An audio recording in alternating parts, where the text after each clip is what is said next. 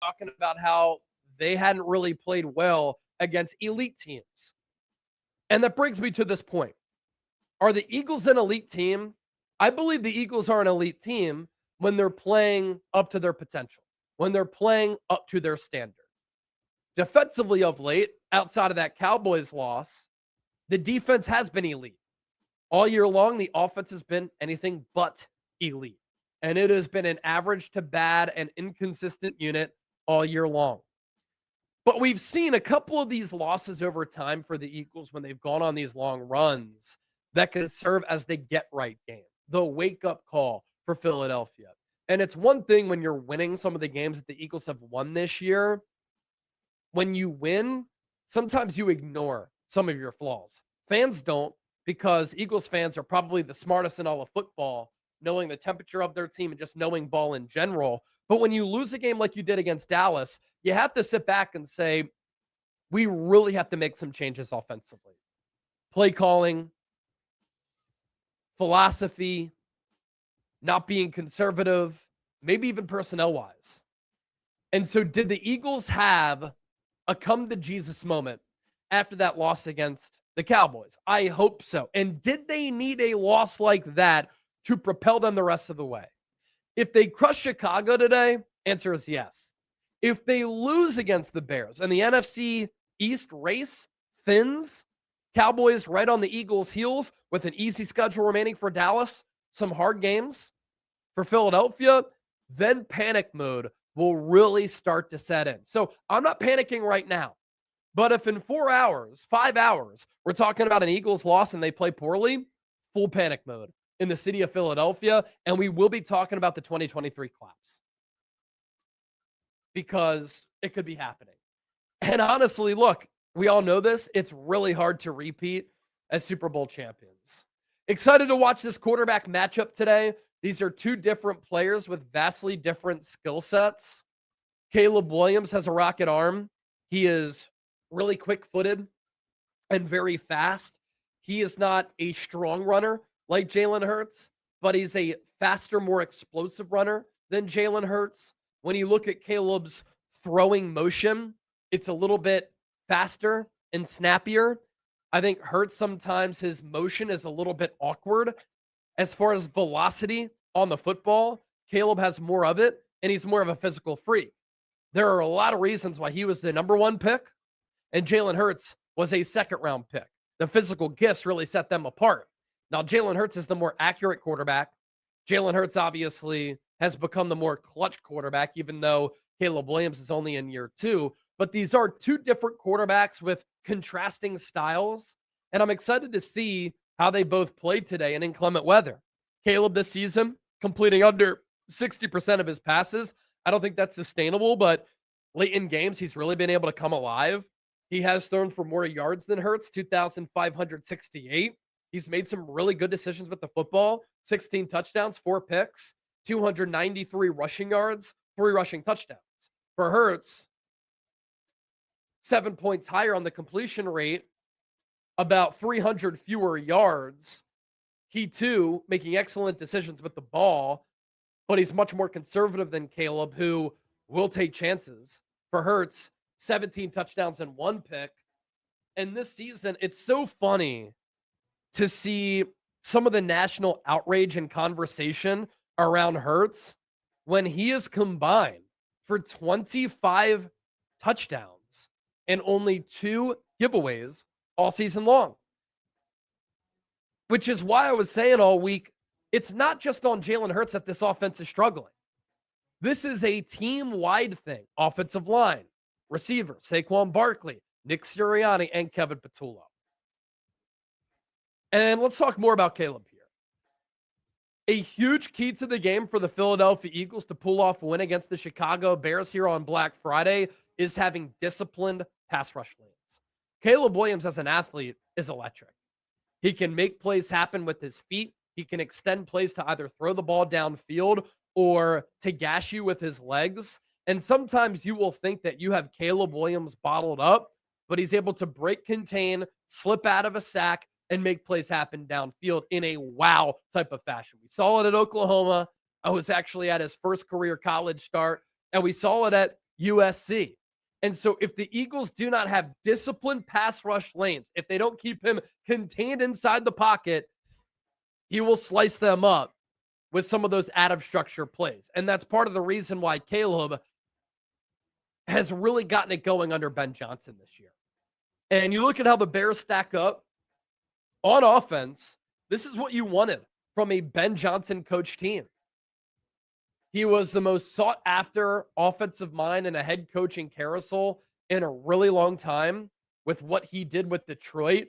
Very creative, very exotic, very aggressive. And when you pinpoint offensive minds using the words that I just did, you're going to think in today's modern NFL, they like to throw it a ton. Well, the Bears actually build their offense by running first, throwing second.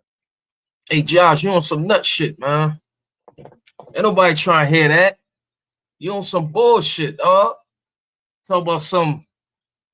Oh, let me bring my camera back up, man. There we go. Come on, camera. Get you back up in here. Get you back up in there. You the wrong way right now.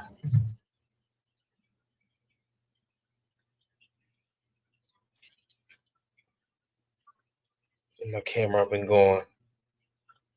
And all that. Let me let that rock. Ben Johnson wants to establish the run to open up the pass game. And it's really been effective for Chicago this year. And that running game, which has gotten better since the start of the season when Chicago was 0-2 and they couldn't run, is a big reason why Caleb has had more success through the air. And he's got a lot of weapons to throw to as well. DJ Moore, Rome Odunze, two really good tight ends, Cole Kmet, Colston Loveland. They rebuilt their offensive line this offseason. DeAndre Swift, Kyle Monangai, really good running backs behind Caleb as well. And so that's resulted in Chicago being ranked 8th in points per game, 6th in yards per game, 8th in yards. Listen, man, it's almost game time. It's almost game time, man. Let's get it. Let's fucking get it. Talk about Swift for 100. You tripping. Ain't no Swift for 100, man. Swift ain't getting that. He is not getting that.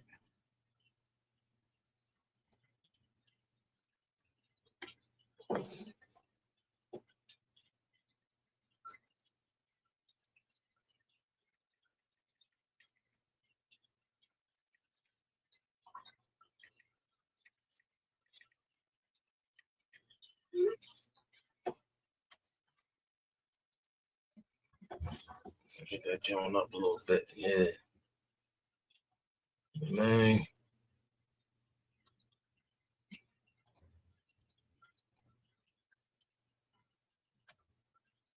They brought in a few weeks ago, CJ Gardner-Johnson making Come his on, return. this about to be a breakout. And you already know he wants to make a big play in this game. Don't be shocked if Saquon have a Papas! Don't be shocked if he have a breakout game, dog. I'm telling you. Don't be shocked. But we've seen a couple of these. Don't be shocked. Don't be shocked. I'm telling you. But we've seen a couple of these. Don't be shocked. Don't be shocked. I'm telling you. Don't be shocked. Don't be shocked. Shaping metal and memories, it's time for me to say goodbye. This little shop has been my second home, and each piece, a part of my heart. It's like Here's another $50 super chat because Lori, the legend, and the real one always supporting the show. David M, $2 super chat. Let's go, Cowboys. Here we go. Look, I will give credit where credit is due. And I will eat the crow in saying a month ago the Cowboys were done.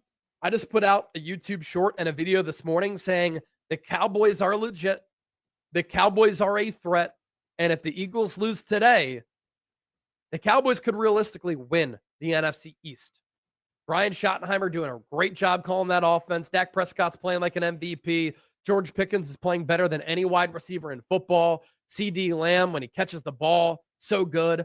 Jake Ferguson, really underrated tight end.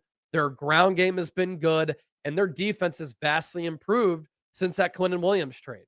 3 games that Quinnen Williams has played, that defense has been pretty stout up front.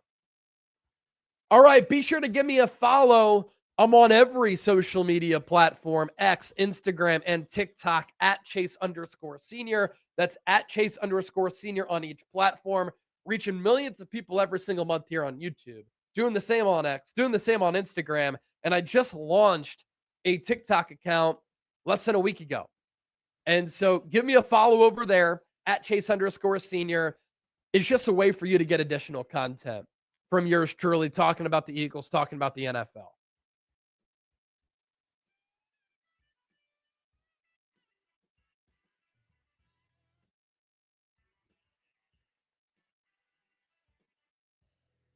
All righty. All right. Just about 15 minutes to go till this game gets underway. We're only at 173 likes here on the day. Rookie numbers. It's a Black Friday coming off Thanksgiving. I know we're all hyped for this game. Show us. Hit that thumbs up icon. Like the stream if you want the Birds to beat down on the Bears here today. Come on, baby. Hit that thumbs up icon, like the video. The more likes that we get, the more people who find the stream, the more people who come in here, the more fun that we'll have. And for Lori Papa, send her $50 super chat. Cheers. Shout out Lori. Another $50 super chat that'll get us over 300 in supers. And shoot, we'll run it back and sing Fly Eagles Fly again. Dylan, more like Sack Friday. If the Eagles are all over Caleb Williams here today, I will be using that line. It's a Sack Friday on Black Friday. I need it. I would love for this Eagles defense to dominate Chicago today. Need it.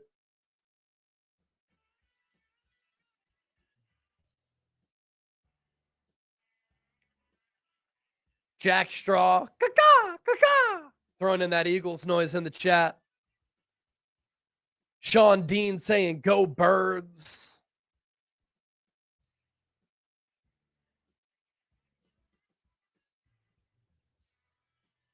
Shout out Kane Angel. Always here rocking. Kane Angel, legend. Best mod in the game. Best mod in the game. Peter Thurman. Peter Thurman in the building. I'm watching my guys and frying 2 turkeys. Peter, I would love to have some of that fried turkey. Gotta be good. That's the one thing about not being at your like childhood home with Thanksgiving. That one. No, this was a valiant effort. Valiant effort. First one of the day. First one of the day. Ugh. Alrighty. That was 100% pineapple, by the way. Yeah. The lemon lime was lime and hard there. So, okay.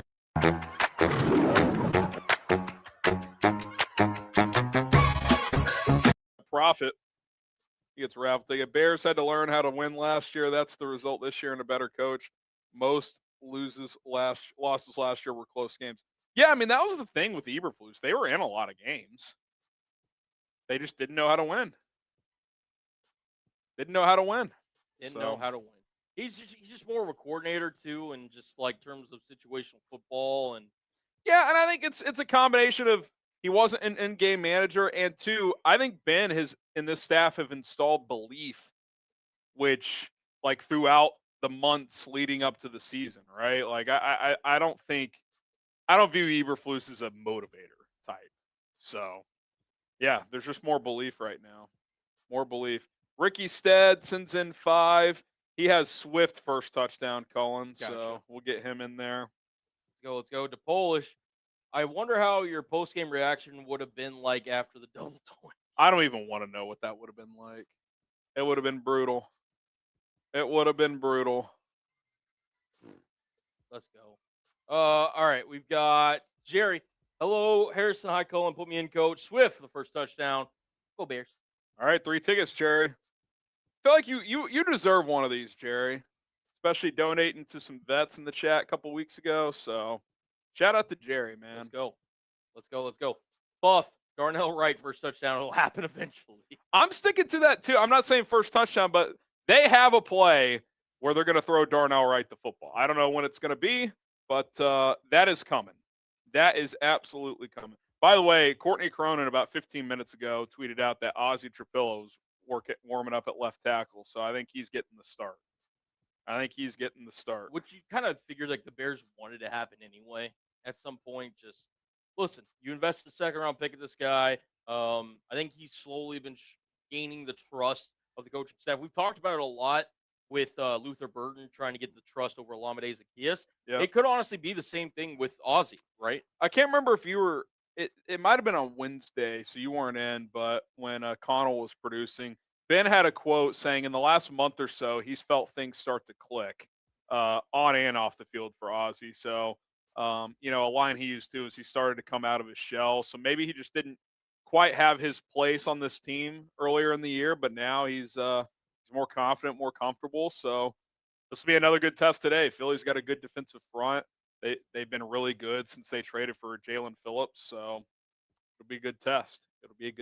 But I like Theo as that sixth offensive lineman that you can bring in for 8, 10, 12 snaps a game. He's athletic. He's good in the run game. But yeah, I mean, the ideal scenario is Ozzie Trapillo, takes this job and is the guy not only the rest of this year, but moving forward. That gives you a lot of flexibility this offseason in terms of what positions to attack, trades, free agency, and in the draft. Okay, Carter, update. She's asleep. Maybe a quiet. That's awesome, man. That's awesome. Fight Gravity Fitness. Let's keep it rolling. Hope everybody had a great Thanksgiving. Likewise, hope everybody in the chat had a great Thanksgiving and got some quality time. So, by the way, over under for the Prime Video sportsbook, whatever they use, looks like DraftKings 43.5. It's even gone down, But it's still Philly -7. interesting. So -7, 43.5. They're basically saying 25 to 18. Basically what they're saying. Okay.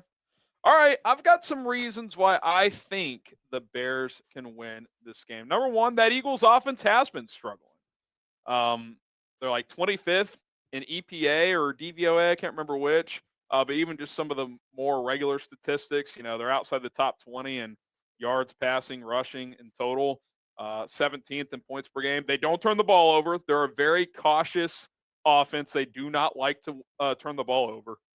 Last week, that got away from them. They had a couple of turnovers, but that is something that they do not like to do. But they are not the most potent offense. They're middle of the pack in terms of explosives. Caleb Williams locking in if you're watching at home. Lane Johnson is out. I think that's a big deal. That's part of the offensive struggles. They haven't been able to run the football effectively. I think if you're the Bears, Montez Sweat, come on, man. Let's keep it rolling. You're going up against a swing tackle and Fred Johnson today.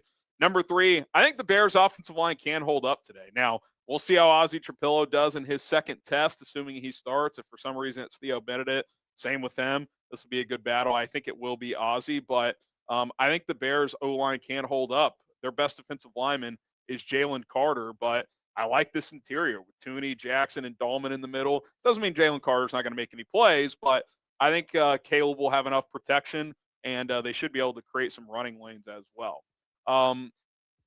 Caleb Williams, as we get to number 4, is a more explosive quarterback than Jalen Hurts. What does that mean? It means that he has generated more explosive plays than Jalen this year. We talked about the cautious nature of Philadelphia, and a lot of that is Jalen Hurts does not like to put the ball in harm's way. That's why he's only thrown 1 interception. It's a big reason why the accuracy is high is because it's a lot of outside the numbers easier throws. Doesn't mean Hurts isn't a good quarterback. He is. He just won Super Bowl MVP. But the Bears generate more big plays. And I think if you can play even or better in the turnover battle and generate explosives, you're going to have a good chance to win this game. And then lastly, reinforcements are here. Jalen Johnson back. Kyler Gordon back. Now, Tyreek Stevenson is out. Four of your top 5 linebackers are out. But you got a couple of your better players on defense back in the fold this week. So that is a good thing as well. So I do think the Bears can win this game. And I did pick them 24-23 to upset Philadelphia on Black Friday, which would send a huge message to the rest of the NFL. All right, we're less than 10 minutes away from kickoff at Lincoln Financial Field. We got a $50 super chat coming in from my guy, Edov. He says, throw these raffle tickets in for Jerry. Yep. Jerry Rouch. You're in there, bro. You know what I call that? I call that karma. Jerry giving raffle tickets to veterans a couple weeks ago, Colin. Now Edov giving Jerry some raffle tickets. Let's give it up. This is the type of community we've built here at Bears Now, and that's a testament to you guys. So shout out to Edov, man. That's electric. David, let's run 2 pounds. 2 linebackers. 2 linebackers, CJ and Kyler. And Turkey is unacceptable. This is not what good teams do. Eagles have 81 penalties as a team, 26th in the NFL. Penalty yardage, 721, 27th in the NFL. That's nearly 7 football fields worth of penalties. Penalty differential, -20, second to last in the NFL, meaning they're getting penalized a lot more than the opposition. Yardage differential, -156. That's 29th. And their pre-snap penalties, 31, 25th in the NFL. All right, about 6 minutes to go until Eagles-Bears kicks off at the Link. Predict the score. I'm going to go Eagles 24, Bears 20. I don't think the Eagles cover that touchdown spread. Jack Straw, repeating the word, undisciplined. Yep. Facts. 23-22 Birds from Shania.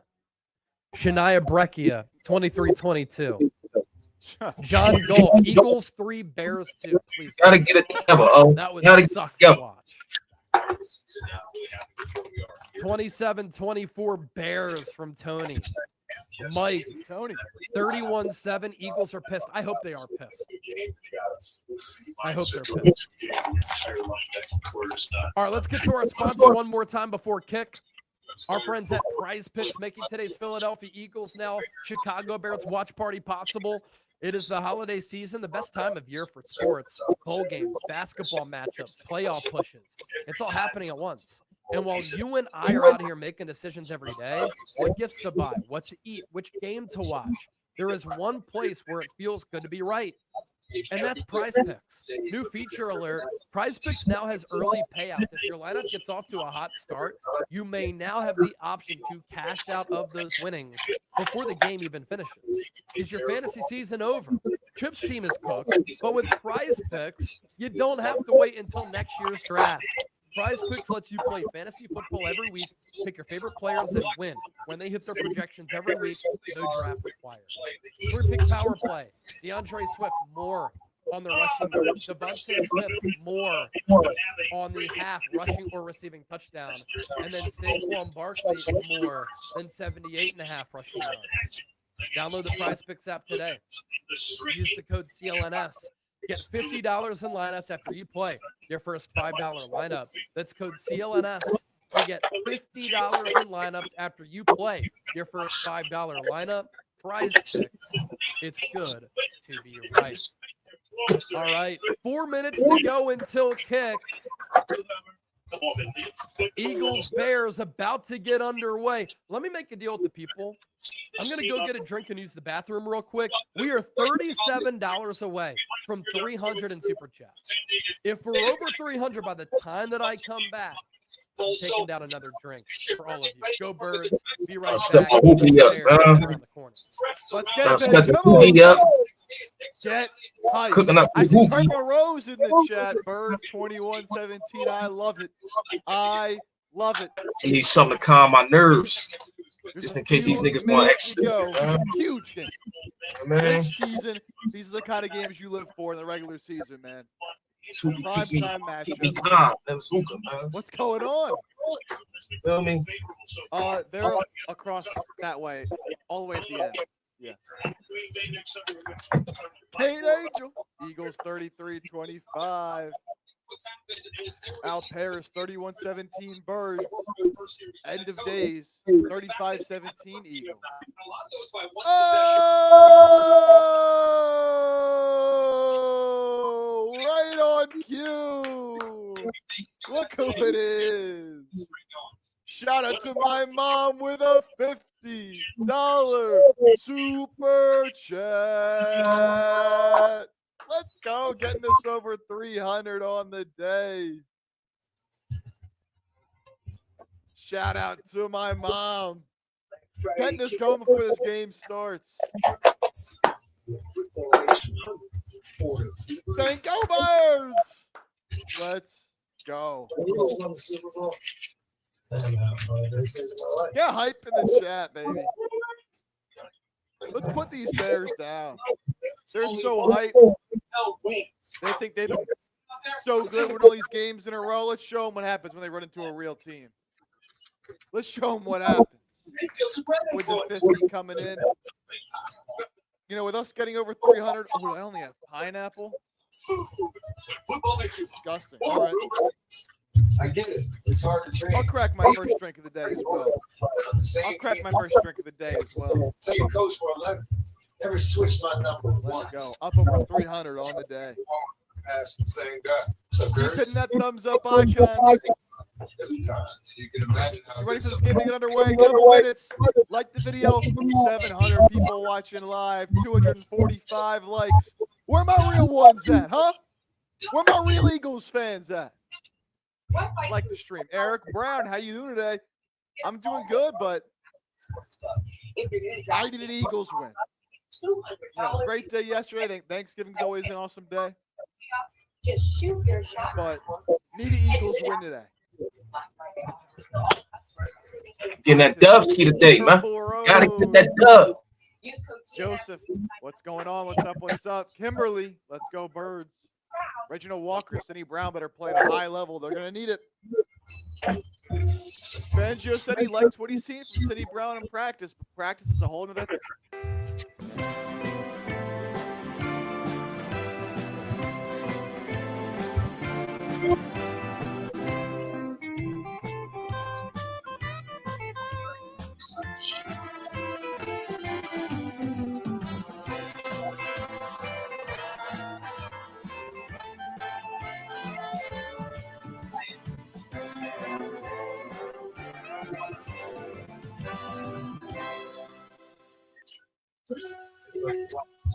also cow. Start investing with no account. This isn't like you. Daniel, I understand he was your best friend. There's more to life. Not today. Hi, hello. It's my son. His friend was, listen, I don't know what to do. I don't know what he might do. Help prevent gun violence in your neighborhood. Dial 211 to speak to someone about programs and services for a family member or friend. All calls are confidential. Shania, did you enjoy Thanksgiving? I absolutely did. Had a great time with the family. I hope you did as well. I hope everybody did. Some great food, great football. Lamont Lake. Noon game. I like the 3 o'clock kickoffs too versus a 4:30. You know, those late Fox game of the weeks. That's like.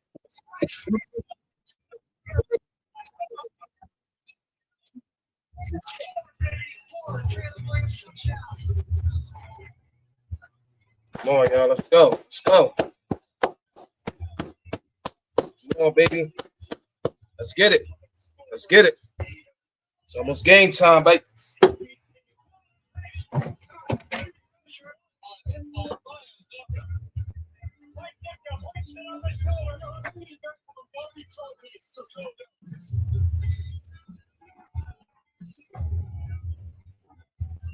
I forget where the exact list was, but kind of as you're talking about the 6 quarterbacks or the past 6 quarterbacks that they played, not the greatest.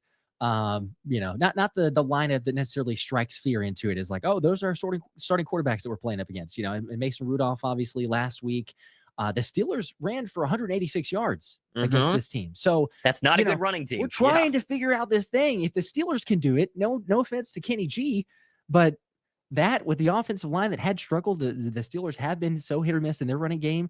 Jaylen Warren, you figure Saquon Barkley, Tank Bigsby, and these guys can maybe get something to work. But we have said that week in and week out, and it's almost every single team. Chicago does have their starting cornerbacks back, but that's just another reason, just keep on feeding the rock, figure this thing out. Almost there. Looks like Philadelphia will be kicking off. Finally, they'll get to defer to the second half. Past 2 weeks, they've received both teams atop their respective division, 8-3 apiece. Blackout at the Link looks fantastic on a cold but sunny afternoon. All black uniforms for Philadelphia. The Bears wearing their whites with their usual Chicago Bear blue helmets. Temperature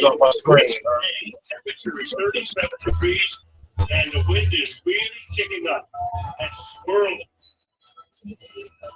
They do some damage to completion percentages today. Okay, especially going from our right to left. That'll be the challenge for the quarterbacks and the kickers. Chicago won the toss. They have elected to receive and not defer. Meanwhile, Elliott had a kickoff for Philadelphia. Devin Duvernay, the former Raven, and Josh Blackwell back to receive for Chicago. And off we go, a big one. Week 13.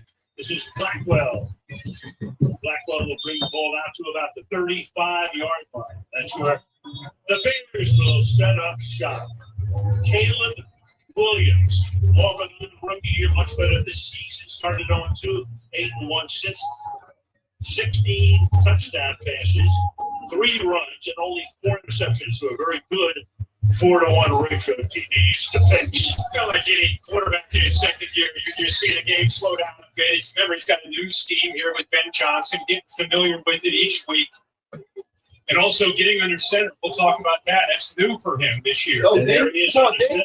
The running back is Swift. DeAndre spent a year here a couple of years ago. After coming over from Detroit, give it to him. Swift looking for some room. Picks up about 3 as he gets out to the 36-yard line. It'll be second down at 7.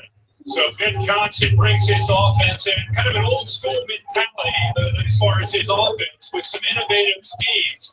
Likes to marry the run with the pass, meaning he'll give you formations, personnel groupings. He'll make the run and the play action pass look very, very similar. Puts a lot on the linebackers and safeties in his Eagles defense to play with great discipline. Now Williams back into the gun. Odunze in motion, sets up on the left side. And on 2nd and 7, pressure is put on, but he gets the pass away. And a yard shy of the first down, he goes to Cole Kmet. Going to get 3rd down and 1. Zach Vaughn into the tackle for the Eagles.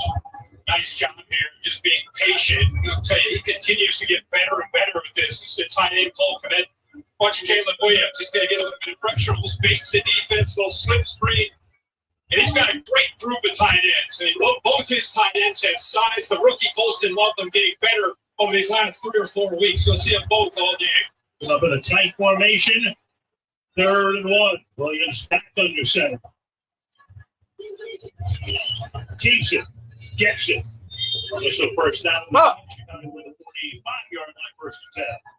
And the home of the tush push. Caleb Williams gets the first down by getting behind Joe Tooney. Easy behind the left guard. That said, it sounds simple to get under center. What's the big deal? You just take the snap, but it's the timing, it's the rhythm, it's the footwork. All new high school, college, first year as a pro, just not a lot of it. And now in Ben Johnson's offense, obviously they live in it quite a bit. Not used to it. Under center again here. Off the play fake, has a lot of time. Fires and it's incomplete. Intended to hey, man. Come on, man. 10. Go back and look at his days in USC and even in Oklahoma, and all of his years combined, 37 college games, 8 times he was under center as far as pass attempts. And then last year, 71 as a rookie. It's fifth on the pass attempts. You can see already this year, 108 times he's been under center to throw the football. When he on the play action, gets his back turned to the defense and just adjusting to that.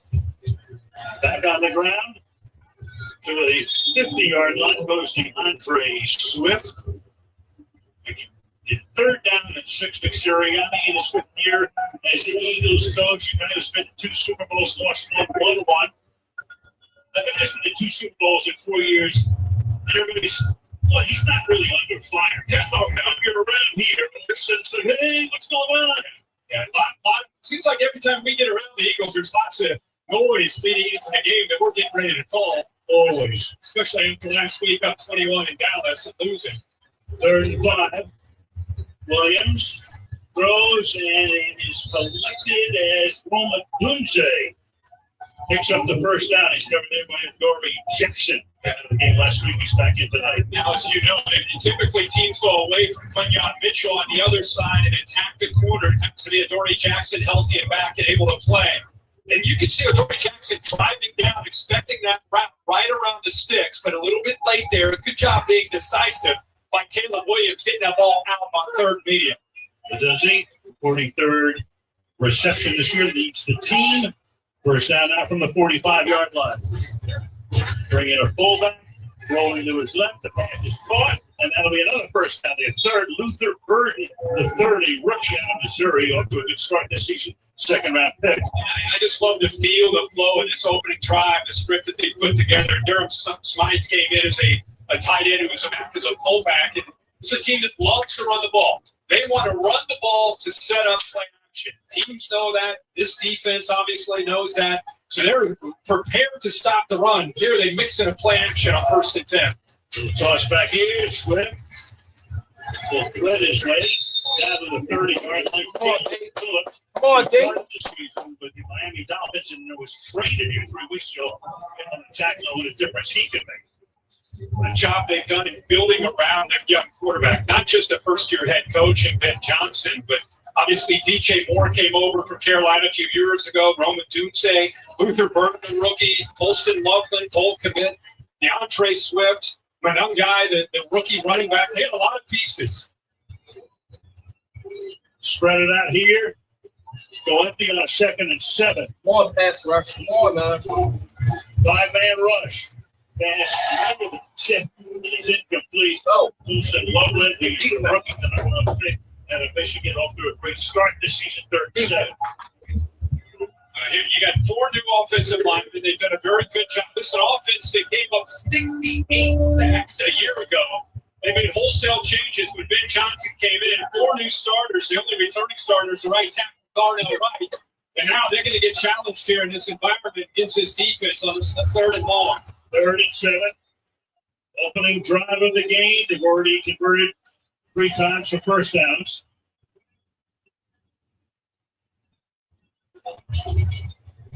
Danica Swift, he has some room. Gets to the outside, and we'll see where they mark it. Apparently a little bit short. Got it, man. Behind 2 lanes for Pillow, about a half yard. And expect them obviously to go for it in today's environment. Oh, yeah, absolutely.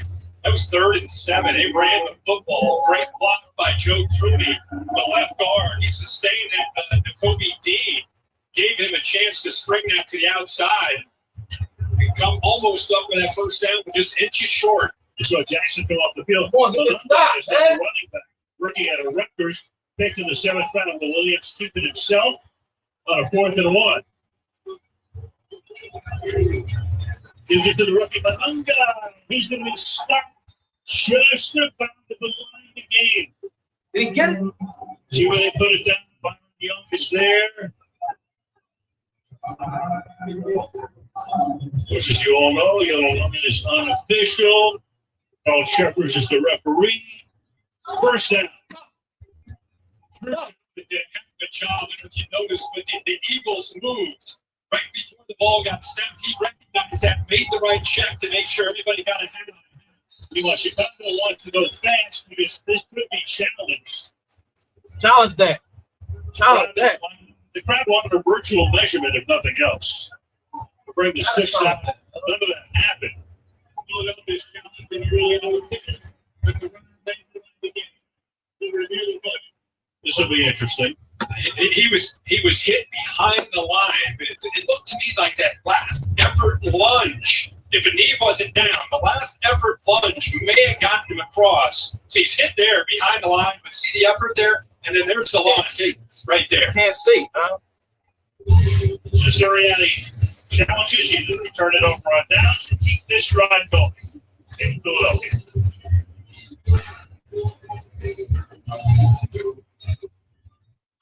Say you get a surf shack on Airbnb.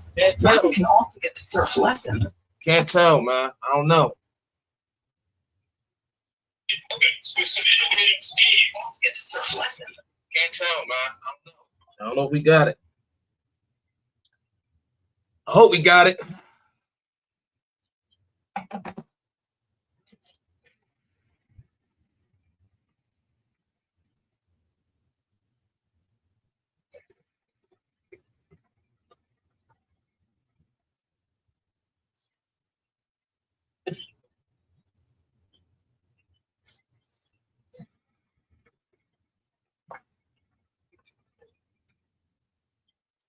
We're gonna see, man, because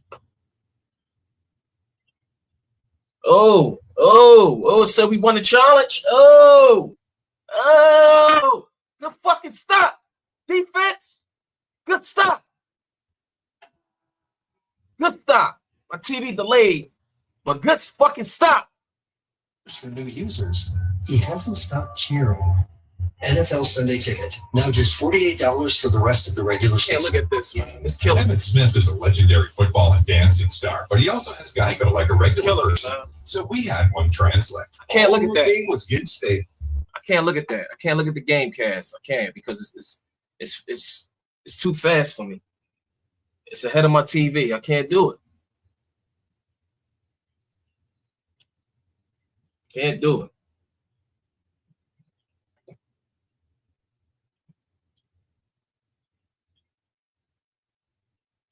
My shit live too, but my shit a little delayed. At JCPenney, and still let people think you paid full price. Because as the saying goes, it's what they thought that counts. Yes, it goes to Penny.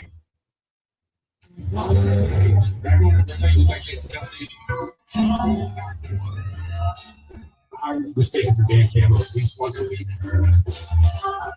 Can you work on the beard?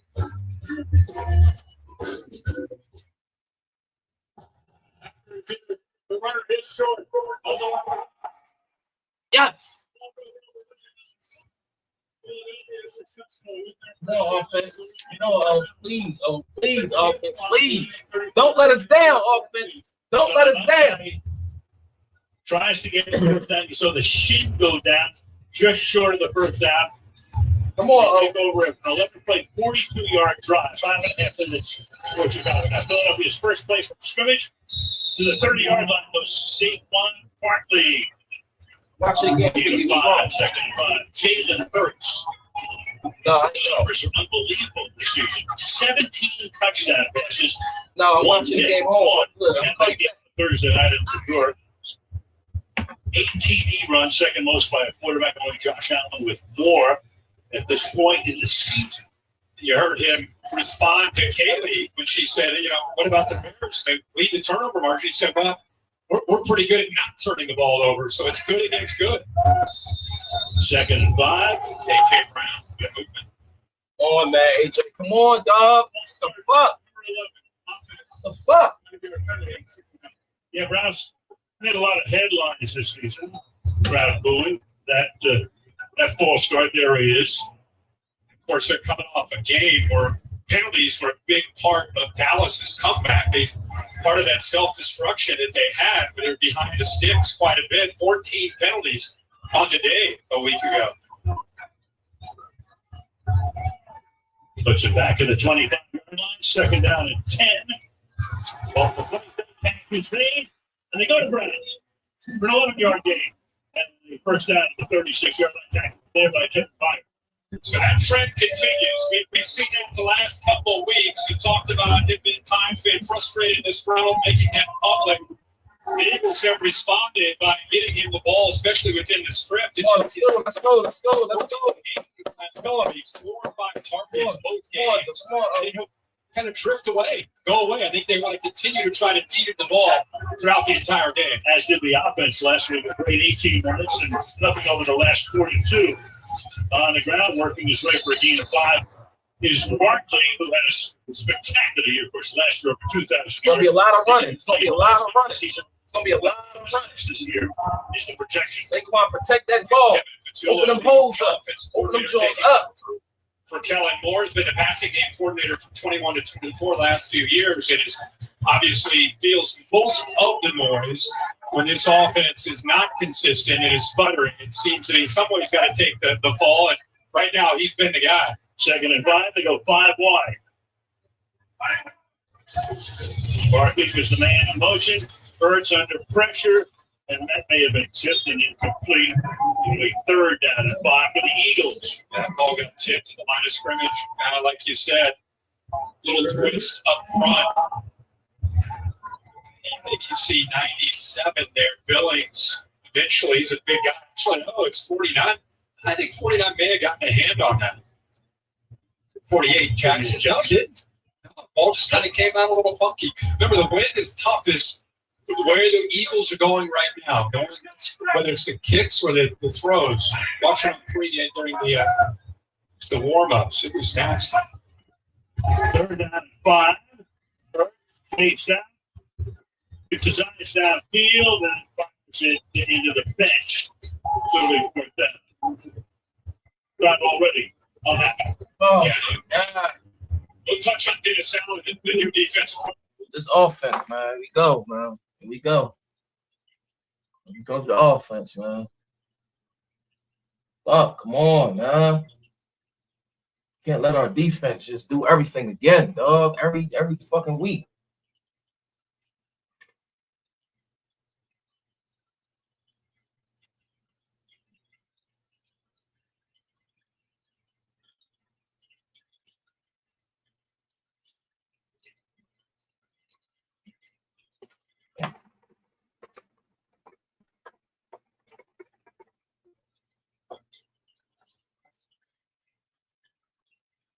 Like they playing real conservative right now, man. These niggas to turn up.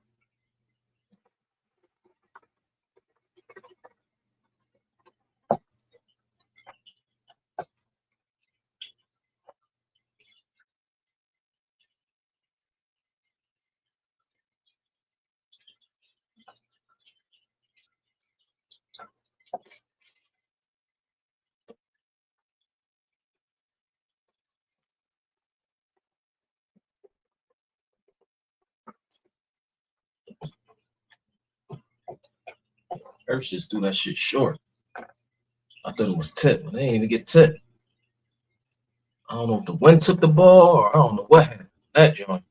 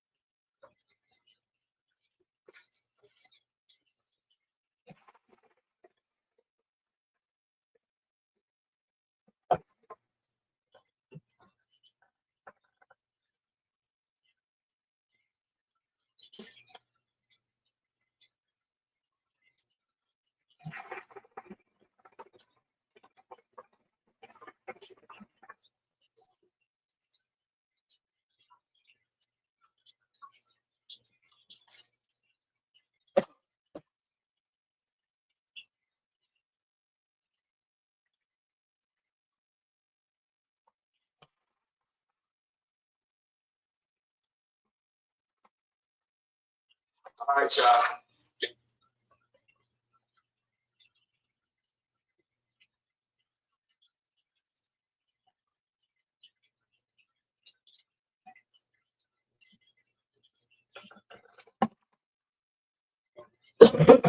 Come on, let's get it. Tomorrow is Small Business Saturday. Shop small. Byler's Donuts. In here inside Reading Terminal Market in Philadelphia since the early 80s as you look down upon Lincoln Financial Field. Oklahoma Eagles since the early 2000s. So Ben Johnson, who watched his team march down the field 5.5 minutes and then turn it over on downs. They're back in action here. The Monongalia is the running back, starting from the 22-yard line. Commit demand in motion. Monongalia cuts it back. And the 7th round rookie making a big splash, beginning to share time with Swift. Stopped by Cindy Brown, first down gain of 17. A great job here again. You hear that term, pressing the hole. And the reason that's important is these backstop blocks. You'll see this.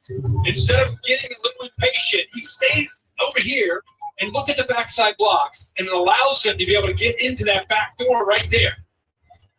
Very well done by the young running back.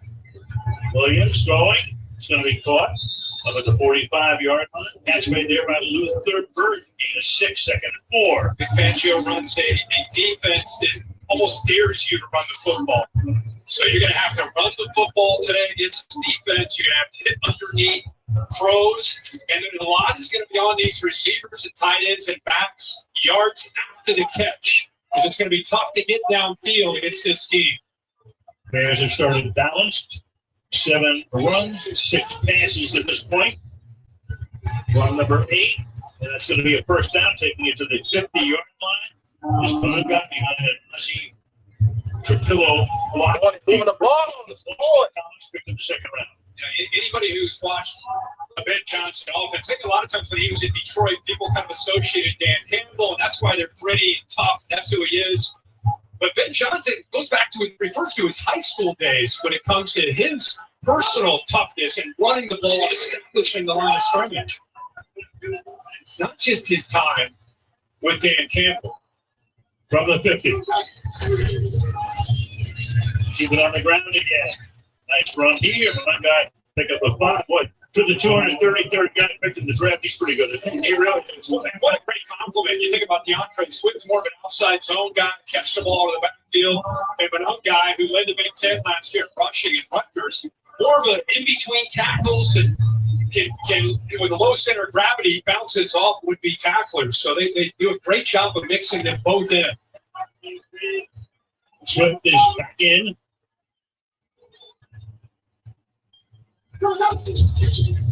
Toss to him. Swift. First down and a lot more. The ex-Eagle takes it down to the 21-yard line. Doria Jackson makes that tackle. So another big game here, gain of 23. And now a big part of this offense with Ben Johnson is so much pre-snap movement. Here's Cole Kmet. Watch what he does. This is to create leverage and an opportunity to get better blocking angles. Almost like a ramp block. It's just enough there of Bajoma. In 13 of the 16 plays, they're just enough there, and then he gets downhill. Look at the front side double team. Look at all that space. 13 to 16 plays, they motion. Empty backfield, under 4 to play in the quarter. Williams on the move, throws it away. Chased that time by Jalen Phillips. He stopped it. Second and 10. What a great addition he has been in just a few weeks he's been here. He brings not only length at 6'5", but size. I mean, he's 265 pounds. He's lined up there against DJ Moore and was able to get pressure. I think he maybe surprised Darnell right there because he was lined up over the slot, but brings great quickness and size to give them a little bit more of a pass rusher without always having to blitz. 18 play already for Chicago. Monongalia is back in. Williams protected well, throws to the outside and reaching for it and making the grab is the rookie Colston Loveland. Third down and 1. And what a catch by the rookie. Tight coverage there by Blankenship. He comes down late, but gets in position here to defend him. Look at this ball. Great accuracy, and there's the hands by this rookie. It's really a wide receiver skill set that plays tight end. Good job of getting that right hand under the ball and keep it away from the surface. 8th play of this drive. 3rd and 2. Leonard again. And this time getting stuck, but still with the legs churning. See where they're going to mark it now. And it will be a first down. Oh, man. Stop behind the line. Just kept on chugging away and a first down. Yeah, we saw that on that 4th and 1 where we thought he may have gotten it. He was hit behind the line of scrimmage and then fought and came up a little bit short after the review. This time, he's hit again. Ajuma does a good job of getting penetration, getting off the block. But look at that leg drive. Would not be denied. He gets the first down. From the 11. Trips to the left. They break that down with a Dunce in motion. Williams rolling, throwing, and he couldn't get to him. Zacchaeus, Zacchaeus, that broken free back in the end zone, 2nd and 10. Again, I love this aggressive call. The tendency down in here, you got to run the ball. The ball's got to get out quickly. So go with a little misdirection. Try to get outside. How many humans can take that throw with that kind of velocity on the ball? Gave him a chance, but Zacchaeus just off the fingertips. Williams, according to Pro Football Focus, more passes on the run than any other quarterback in the league. Example right there, on the move. See what he does here on the 2nd and 10. To the ground they go. Through the middle and fighting his way to the 2-yard line is Malunga. Boy, is he showing some power. Oh, man. And I'll tell you, Drew Donovan, who's been a great addition coming over from Atlanta, an unrestricted free agent, Tooney. Both those guys right now are winning the battle. You got Jordan Davis and Jalen Carter. Ajuma in the interior. And the double teams are working incredibly well. 5.6 yards a carry. Swift is back in. 3rd and 2.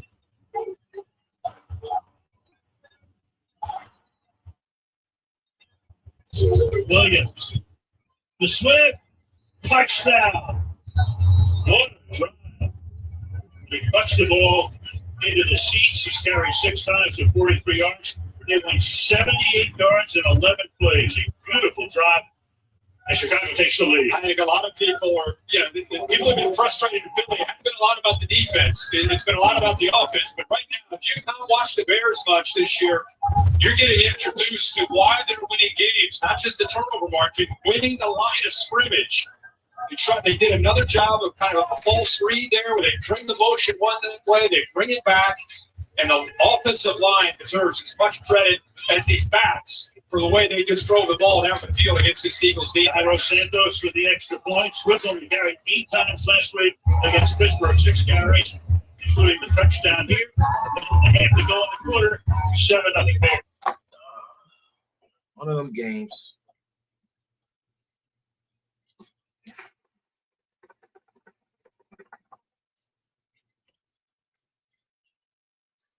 This is what I need to smoke because my nerves, man. This shit.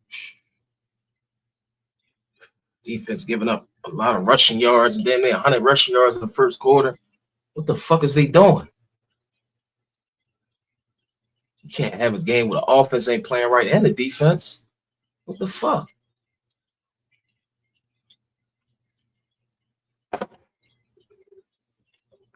Beating us at the line of scrimmage.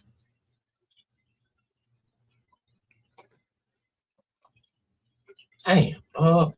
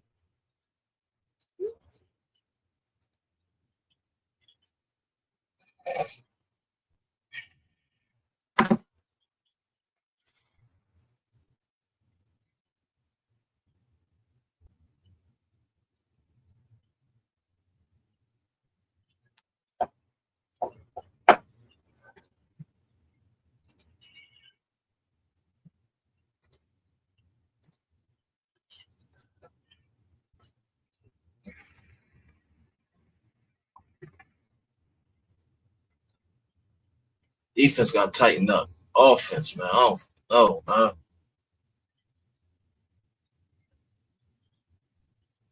We ain't gonna give up yet.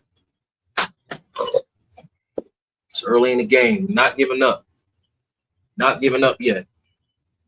Crowd leaders like Wicked, How the Grinch Stole Christmas, and Sonic the Hedgehog 3, Holly Harmony. It's on Brian. Rocky Statue, of course, here in Philadelphia. Meanwhile, because of the wind, you're allowed to bring a 12-man. That's Torrey Taylor. He can hold it, and then immediately has to vacate the field. So for the moment, he's able to hold it. Kickoff from Santos is through the end zone. Let's go to Kaylee. You've already polished off your Thanksgiving leftovers. Come over to Angelo so we can show you where it's gone wrong for the Eagles' offense this season. Look no further than their star player. Saquon Barkley's averaging less than half the rushing yards per game that he had in the record-setting 2024 campaign. And A.J. Brown's 57 receiving yards per game would be a career low for the three-time Pro Bowler. And then units really struggled in second halves. Eagles have scored 3 or fewer second-half points in 4 games this season. But with or without a consistent offense, they're still 8-3. And they're still 8-3, no points last week. After 21 on the first 3 drives, they begin this drive after the touchback from the 35-yard line. Here's Barkley. Think a lot, that Eagle offense you're telling you, there's a lot of forensic accounting going on. They're dissecting the Philadelphia offense like a laboratory rat. What do you see? Well, I mean, they've been banged up on the offensive line, and their best offensive lineman, Lane Johnson's out with Liz Frank, so hopefully he'll be back here in a few weeks to get ready for the postseason. I think it's affected the continuity, but I think the bigger thing for me is Jalen Hurts isn't really a factor in the run game. If you look at his stuff, he's about to run there. Have a fucking false start. When your quarterback's a run threat, it has a tendency to open up some seams into the middle. Look at Lamar Jackson, what he did for Derrick Henry last year. And I think look over throughout his career, now in his 5th year as a starter, you go back to some of this offense is humming. They don't do it a ton, but just enough. 23, 24, 25. Look at the total attempts and design runs in the past to what they're doing this year. So that puts a lot more on the offensive line and a lot more on Saquon Barkley when you eliminate the threat of Jalen Hurts coming off the edge on that zone read game. Interesting to see if they start doing it a little bit more down the stretch. Snap is high. This is running. There he goes after the 43-yard line, but they're short. I think you don't have to live in it, obviously, but you do have to remind people that this guy can run the football. I mean, that's who their identity was.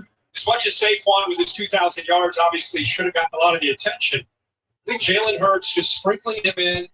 That was kind of a QB counter there, but that zone read where you get to the edge of the defense is a big part of their identity. They're going to take us to the end of the quarter and go. Well, we got to get a fucking first down. We got to score on this drive, yo. We got to score on this drive. We got to. Them niggas strike first, man. I don't like playing from behind. I don't.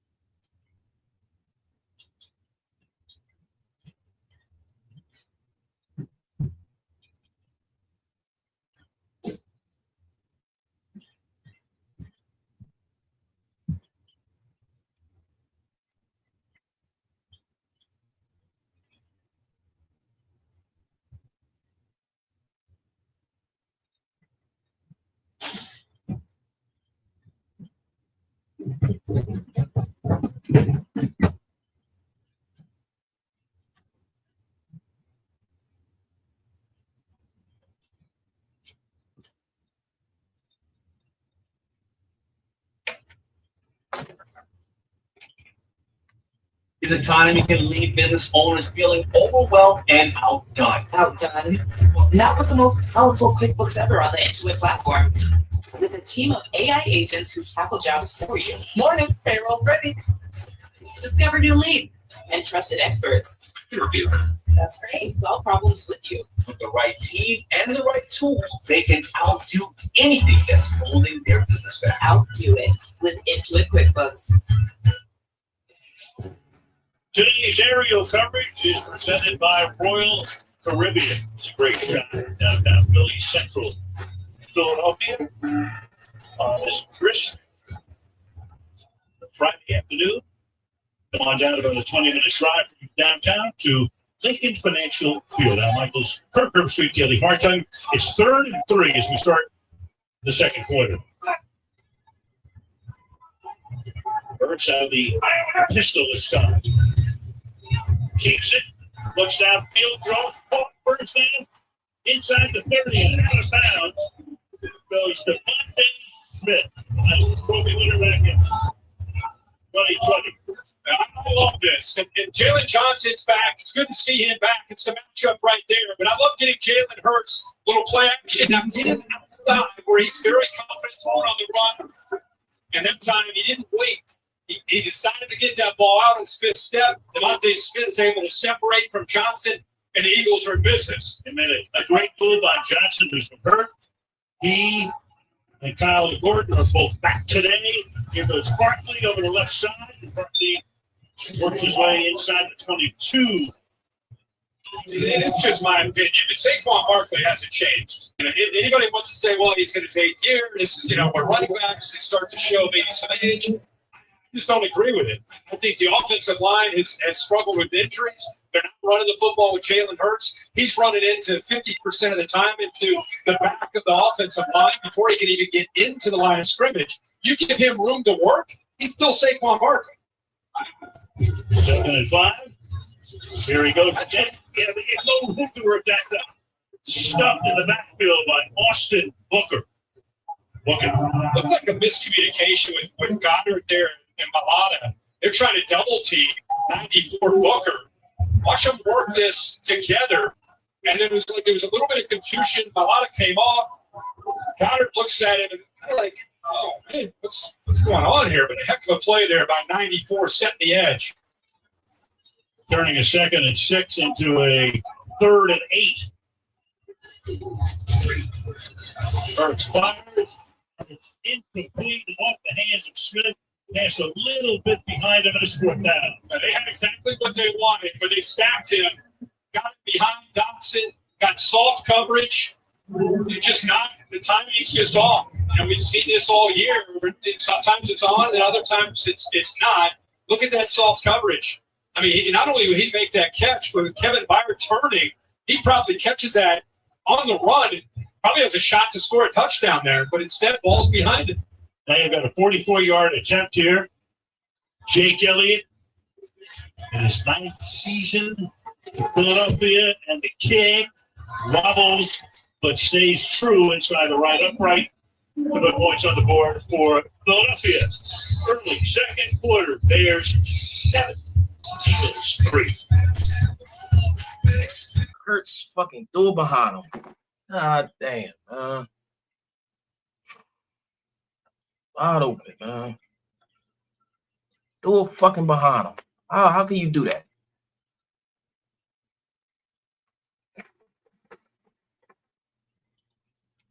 That's on Hurts, man.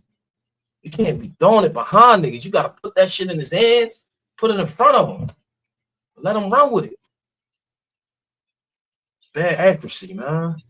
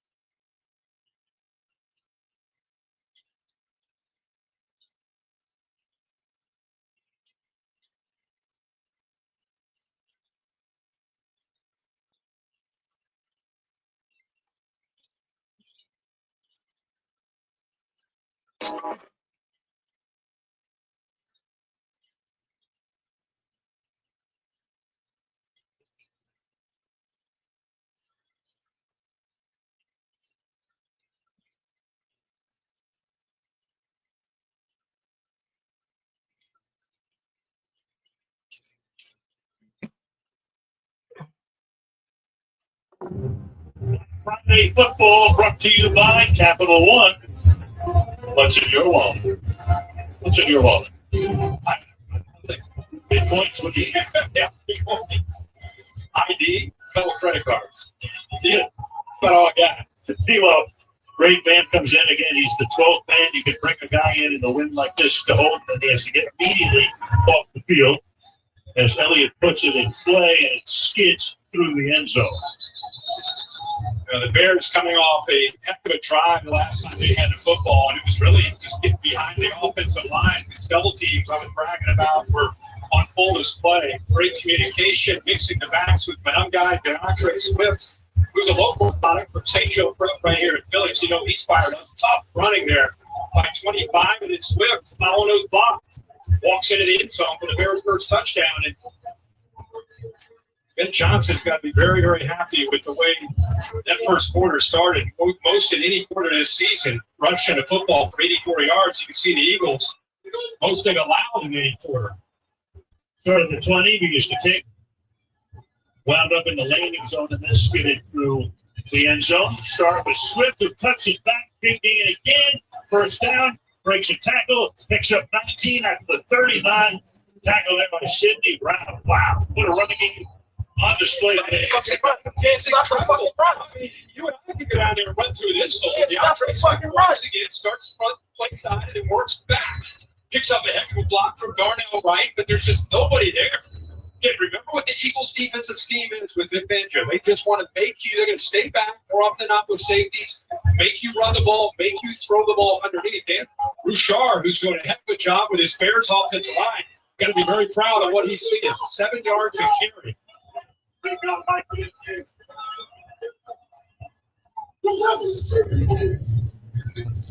Again, on the ground, this time that's Monungai for a short game. You know, the Eagles had given up 31 consecutive points before that last football. The last 24 last week, and the first 7 tonight. I should say tonight. We're night animals. That's what we're saying tonight. It's today. No doubt.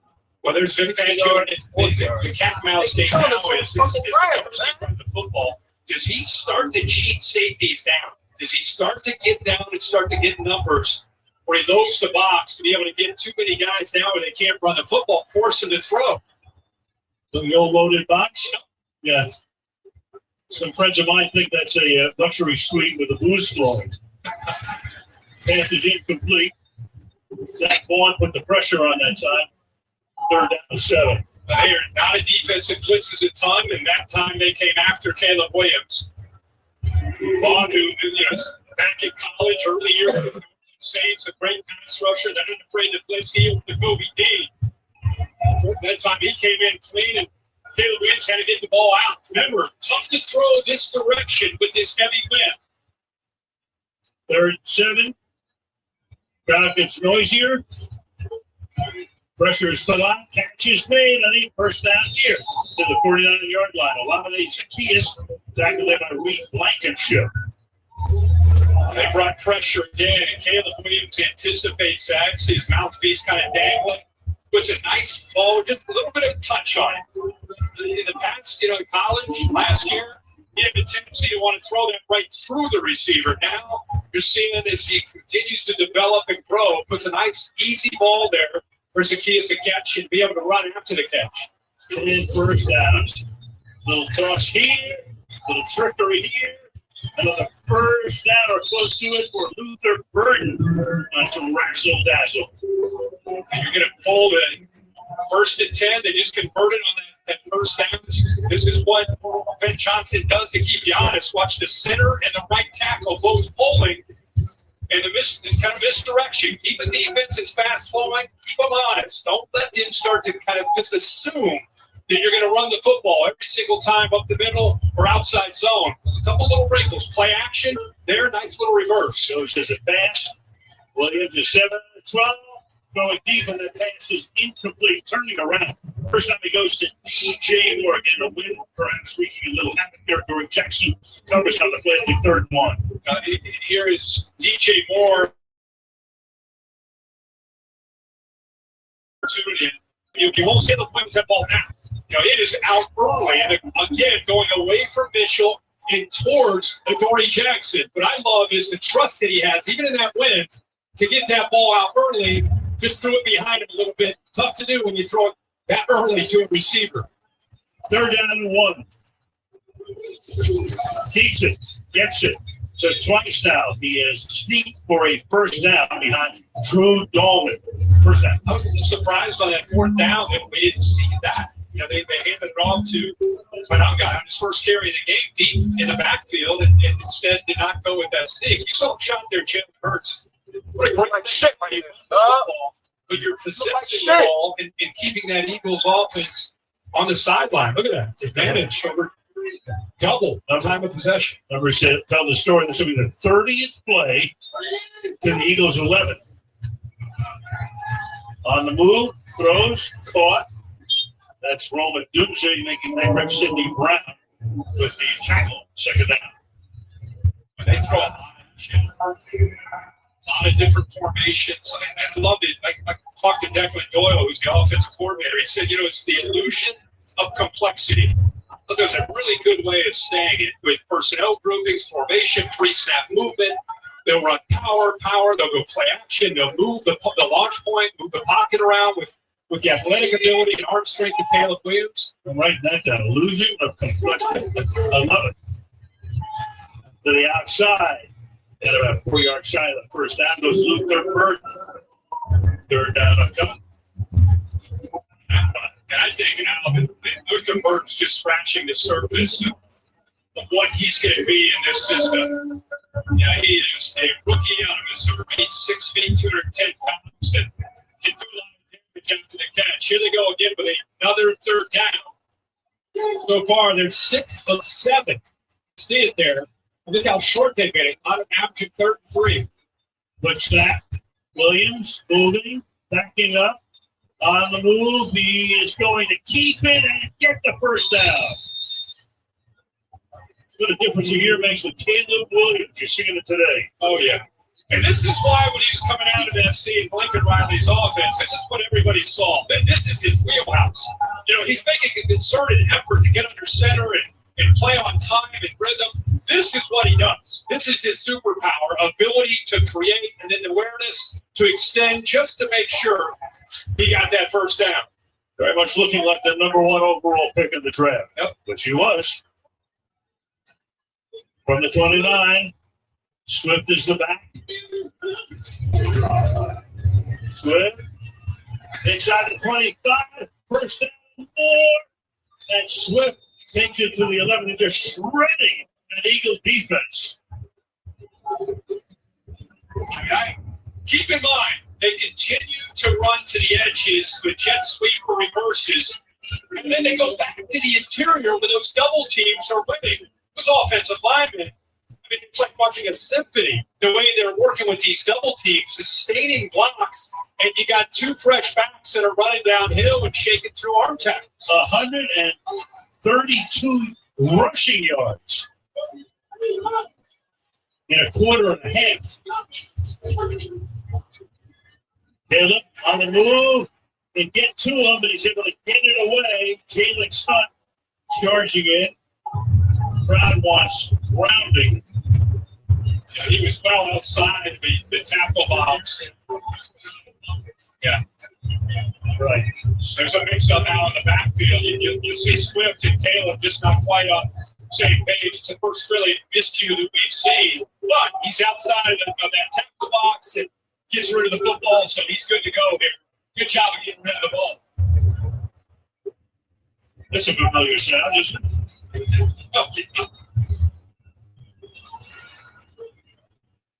35th play being run by Chicago right here. Protection's good. The pass is a little low. He had a Dunze in the end zone. Couldn't quite get there. 3rd down. In defense of Caleb Williams, he's working to his left. He's looking left, and then he comes all the way back, working through his progressions to finally see a Dunze who was clearly open, pulled away from Sidney Brown. And by the time he saw them, it was just too late. And he couldn't quite, he was going down, and he couldn't quite get enough on the football. More in motion. He sets up in the backfield. A third and 10. Williams, that straight drop. Williams has that tip to the line of scrimmage. So that's incomplete pass. Jalen Phillips, who is the man who wrecked it for down. What a matchup that is on the right side with Phillips against Darnell Wright. They didn't bring pressure. They rushed more. They're sitting back, playing kind of a matchup zone. But his length at 6'6", right there, got close enough to Caleb Williams and that left hand to be able to knock it away.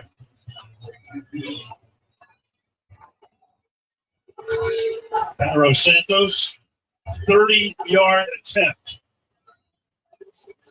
They're trying to make it a 7-point game. Taylor will hold. They want to get the right ball in there. Well, they got to get the kicking ball in there. So they'll reset that play clock at 25. There it is. Yep.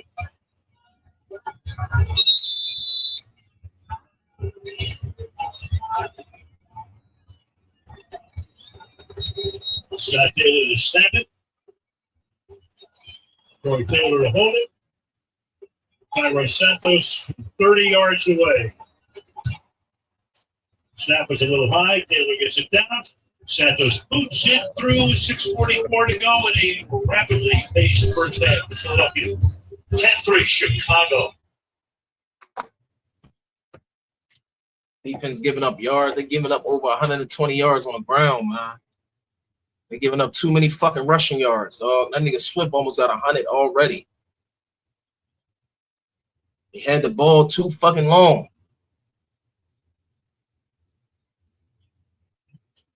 They gave up no touchdown on that drive. They gave up 3 points, man. This shit. Come on, dog. You can get no pass rushing, nothing. You gotta get some pass rushing, man. Stop the run first. That's what they want to do. They want to run the ball.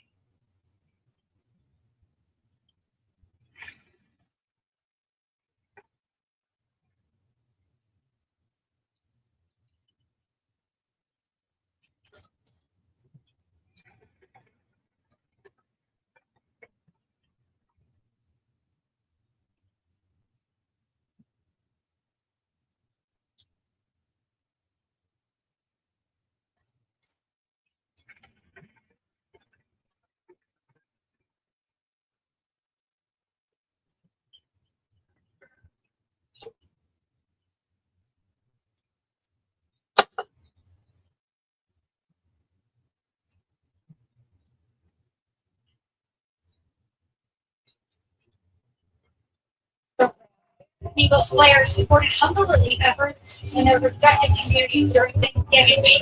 Caleb Williams, the Northern Illinois Food Bank of Lakewood Market, and his family in the Norristown School District.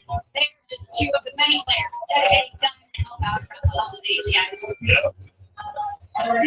Both guys, of course, so important to their communities on this Thanksgiving weekend. Glad you're with us for this Black Friday special from the 7-yard line. Will Shipley to run it back for Philadelphia, take it out to the 30. Well, if there's an assistant coach who you have to laud, take Bixby at. Take Bixby this man right there, Dennis Allen. Take a look at the Gamesmith. Johnson 10, Gordon 9, Booker.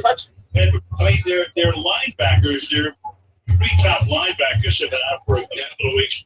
And Dennis Allen has done a masterful job under Ben Johnson. Yeah, and I think he's created a confidence with these guys. They've got enough vets mixed in with some young guys that they're creating turnovers. Lead the NFL with 16 interceptions, #1 turnover margin. South Barkley after a game. Dennis, of course, was the head coach at Oakland with the Raiders back in 2012, 13, and 14. Then he went to New Orleans and started out okay. That didn't work out, but boy, he has found us this year. Yeah, he really has. I mean, to think about you lose your top 3 linebackers, right? I mean, that's Tremaine Edwards, T.J. Edwards, and Noah Sewell. I mean, who's going to be the green dot? Oh, I'm going to go to DeMarco Jackson, who played with me in New Orleans, more of a special teams guy. Last week had 15 tackles. You know, they just kind of, the beat goes on, and he talks about how they work this, they develop guys on the scout team just as hard as they develop the guys in the starting defense. It's paying off for them. And takeaways have been gigantic. 2nd and 8, fake toss. Hurts on the move. He throws it, caught 3 yards shy of the first down. This team has 24 takeaways. Think about that. In 11 games, it's more than 2 a game. You go, they're at the top of the list by plenty. You know, at the bottom of the list, the Jets. They have 1 takeaway season. That's hard to do, right? Very, very hard. And none on U.S. soil. That 1 takeaway was in London. That's right. What's harder to do, create 24 in 11 games or 1? That's tough. 3rd down and 3 for Philadelphia.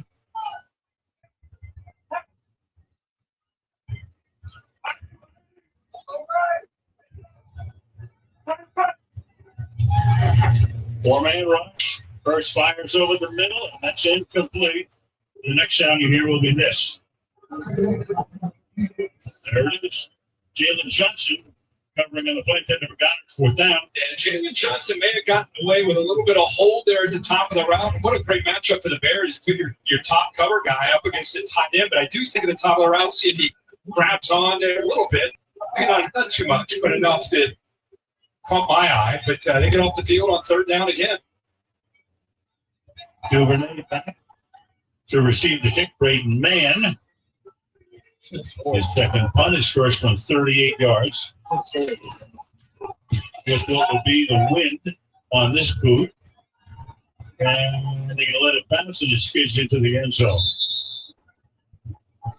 Tick under 5 minutes to play. The Battleship New Jersey here in Philadelphia. Shit is horrible, man. Shit is fucking horrible. Offense look bad. Defense look bad. Offense look how they fucking look every week. Shit is fucking bad, dog. It's look like shit, man.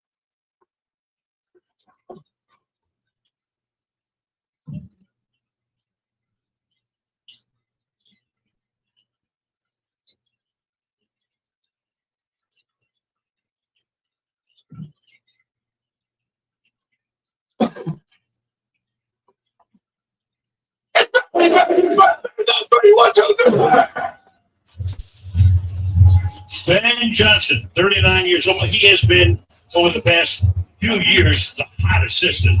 He reportedly had the chance to be the Washington head coach, turn that down, and finally found the right situation for him with Caleb Williams in Chicago.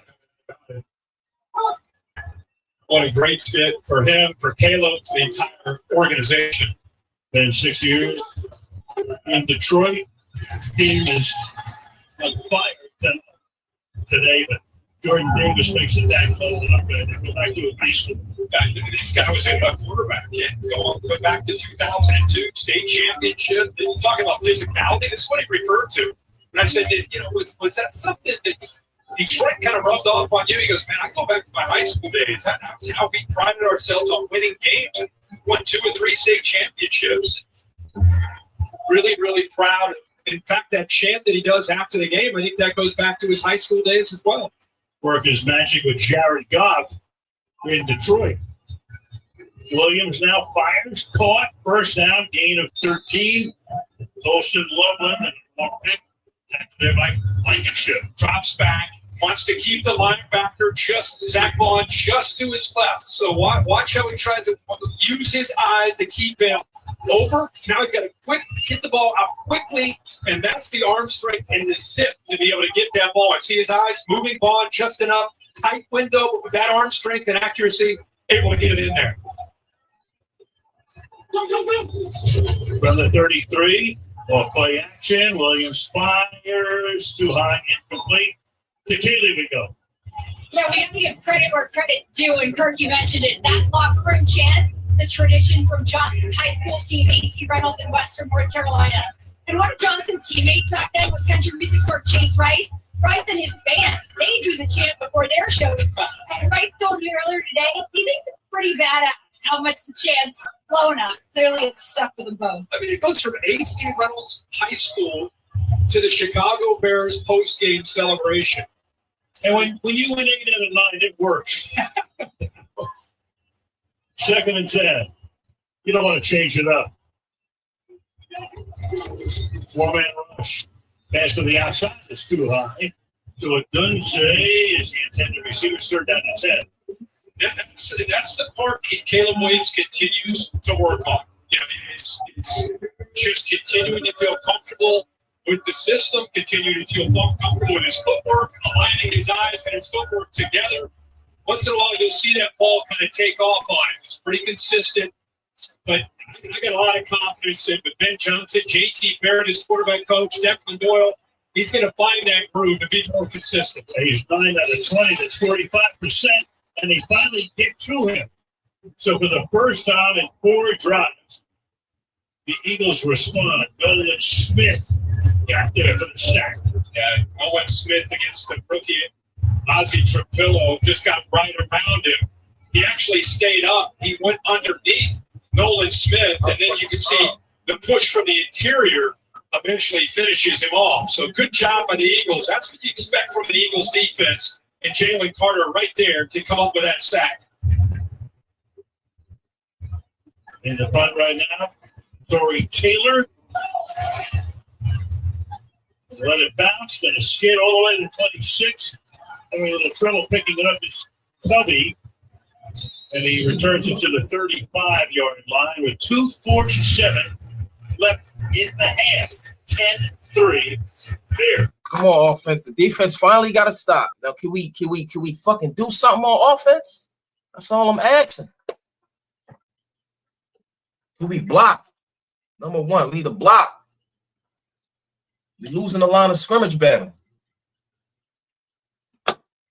on both ends.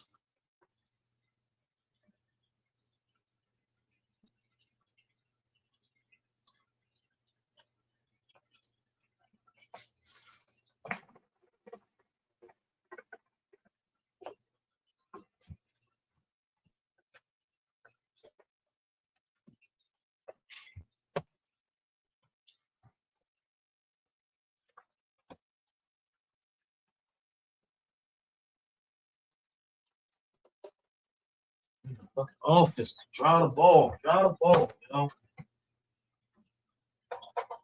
This shit was hard to do. Like, hey, dog.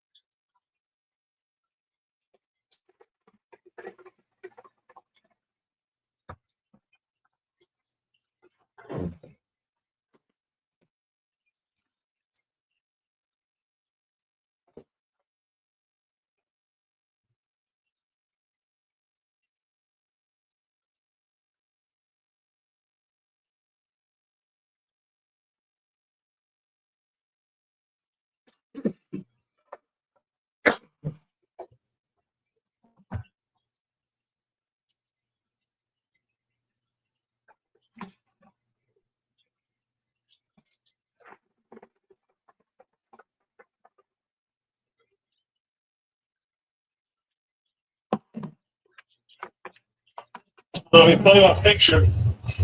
On the top there are the division leaders, including the Eagles and the Bears. You got the Buccaneers and the Rams. The Rams are the number 1 seed right now. The wild cards right now are right there. And the teams in the bottom. Let's take a look at our next gen stats powered by AWS. Look at the playoff probabilities for the Bears with a win today up to 77, loss to 54. Look at the Eagles. They win 99, they lose still 95% of getting into the postseason. They lead, but it's shrinking a little bit in the NFC East because of Dallas's 2 wins this week. One, of course, over the Eagles, and then yesterday against the Chiefs. From the 35, the drive begins with Hurts throwing it to the outside, and that won't go anywhere as Brown gets taken down there by Nishan Wright. I know Kevin Patullo, the offensive coordinator, gets a lot of criticism, but I would argue that a lot of it has to do with execution, whether it's, running the right route, throwing an accurate pass, protection. There he misses Devontae Smith. But some of this has to be on the players. It's easy when things don't work well to just blame the offensive coordinator and say, what the heck's he doing? And don't get me wrong, they're still searching for an identity. They're still searching for that cohesive feel and consistency. But it's not all Kevin Patullo. At some point, we got to look at the players and the execution. The crowd doesn't like the fact the Eagles took it down to the 2-minute warning. Thought they should have run a play or two. So we're at the 2-minute warning. Chicago 10, Philadelphia 3. Black Friday football in prime.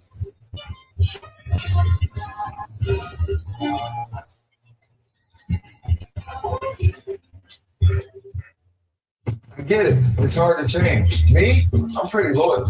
Been on the same team for 17 years. Same coach for 11. Never switched my number once.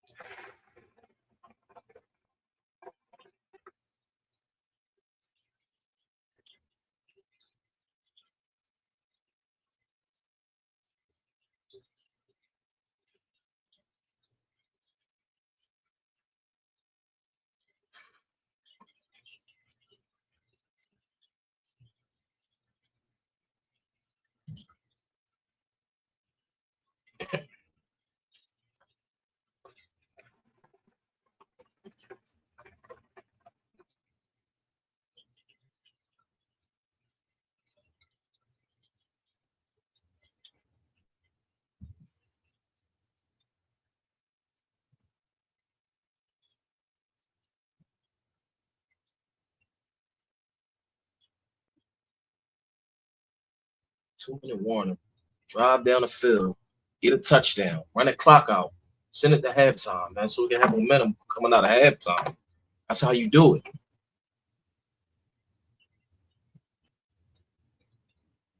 Simple. Bears is running a simple offense, and they moving the ball on us.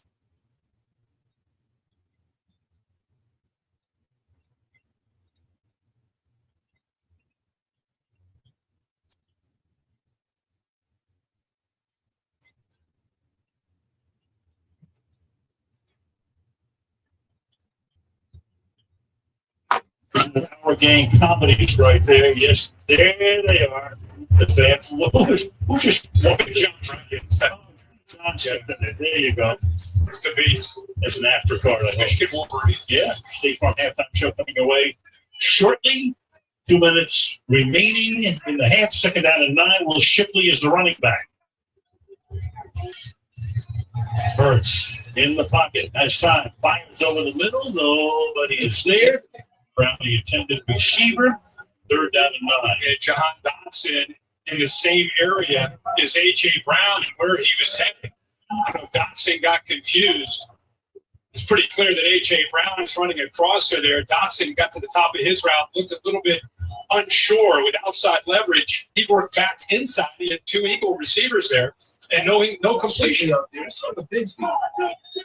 Shipley stays in the back of 3rd down and 9. The 36-yard line. Extra pressure from the Bears. To the outside goes this pass. The 48-yard line. But a flag is down. I haven't seen any of those. It's going to be against Philadelphia. It's coming back. And right away, you saw Jalen Johnson wanted some kind of help, and it's because at the top of the route, A.J. Brown pushes off to get separation. Let's watch this closely because they finally convert on a 3rd down and long. An area that they've lived most of the year. They average 3rd and 8. Look at the top of the route. Just the left hand there. And it was enough to be able to separate. This is a really good look at it here. Terry, what do you think there, that left hand? Yeah, I mean, does he extend it and push off and separate himself? It looks like a 50-50. Official felt he did. Yeah, when Terry starts with a yeah. We know what it means, Terry. Gray area. 3rd and 19. Hurts dancing, looking, running out of room, throws, and well short of the first down to Shipley.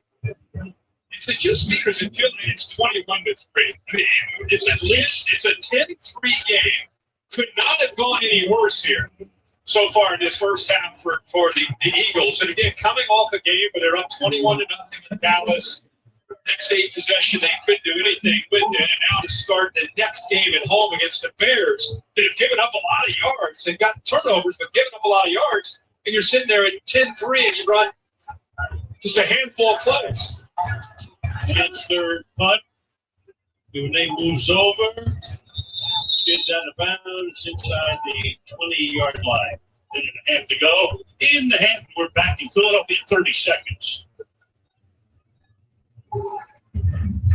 So I got this friend that said he used to be on T-Mobile, but their network kind of sucked. His words. A lot of things used to suck.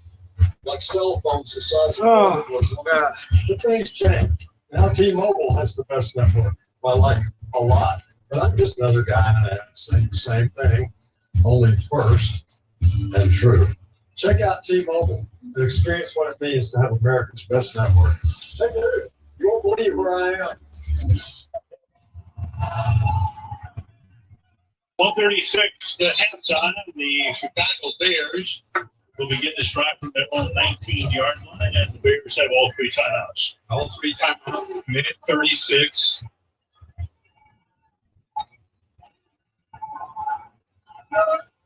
Williams is 9 out of 20 for 70 yards on the ground, where they've been extremely proficient. Obviously, today was Swift carrying here, so Swift has now carried 9 times for 81 yards, 9 yards per total. And so far, obviously, not a lot of urgency, not in a hurry at this point.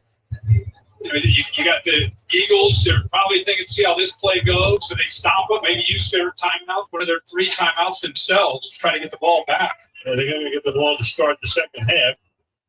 Chicago wants to put them in no man's land, which then they do right here because it's going to be a first down.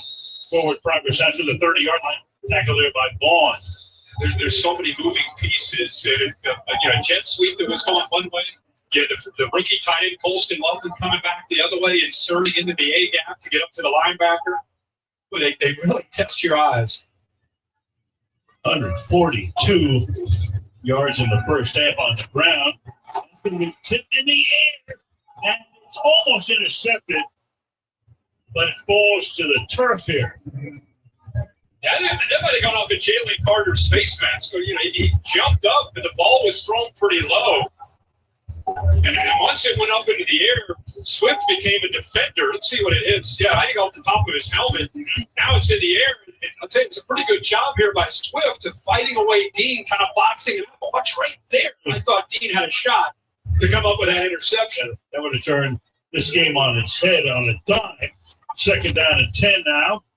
Little dump underneath. Swift. He's got some blocking. Swift out past the 40 to the 45-yard line. Do they want to take a timeout here?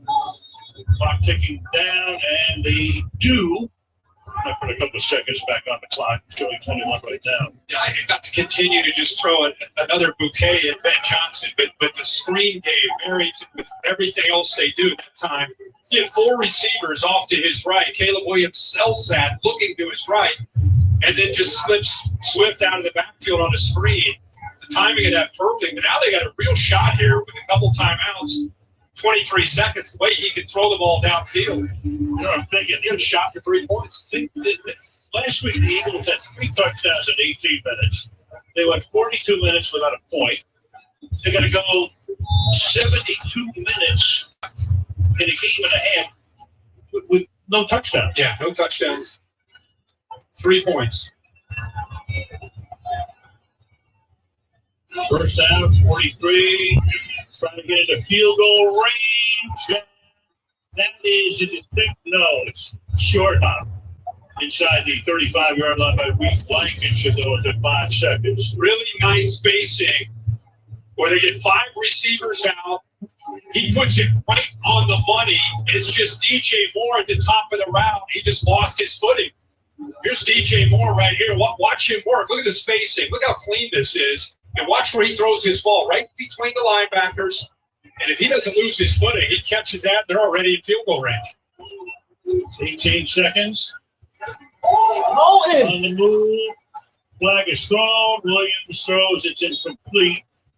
Clock down to 11. See about the flag here. Jalen Phillips came on the pressure again. He lined up over the right spot. And he, again, surprised. We've seen that a couple times with Darnell Wright, where he lined up, and this time it's against the tight end, and he's able to use that speed and momentum to go right around him. And Wright just grabbed onto the shoulder there to get the holding call. That's the first penalty against the Bears. They played near perfect half. And it, 10 points, it's a game. It's a one-possession game. You're right. Feels like it's 24-3. 2nd and 20. That's caught to the 40-yard line. Lose the burden. We're going to take us down to 2 seconds. 1. And to the locker room. Of course, there is a serenade for the Super Bowl champions. Bad first half. Bad first half. Bad first half. Sure. Halftime. Chicago 10. Fucking bad first half. No. And we go to Kevin. Well, Ben, 142 yards on the ground. How have you been able to carve up the Philadelphia Eagles? Doing a great job. This place wants to with purpose. So no guys, so we got a good thing going right now. What do you need to do to continue to shut their offense down? I think it's got a great plan. The weather is certainly a factor here today, so we got to come out. We got to take care of business here in the second half. What's your biggest concern with this win? With the win, yeah, just field position. It's going to be one of those type of games. Yeah, thanks. Thank you, Kelly. DAS and Dennis Allen. Coming up after the break, it'll be the State Farm and Show with Carson Hernandez. You made the Nuggets list. Gage, Rookie of the Year.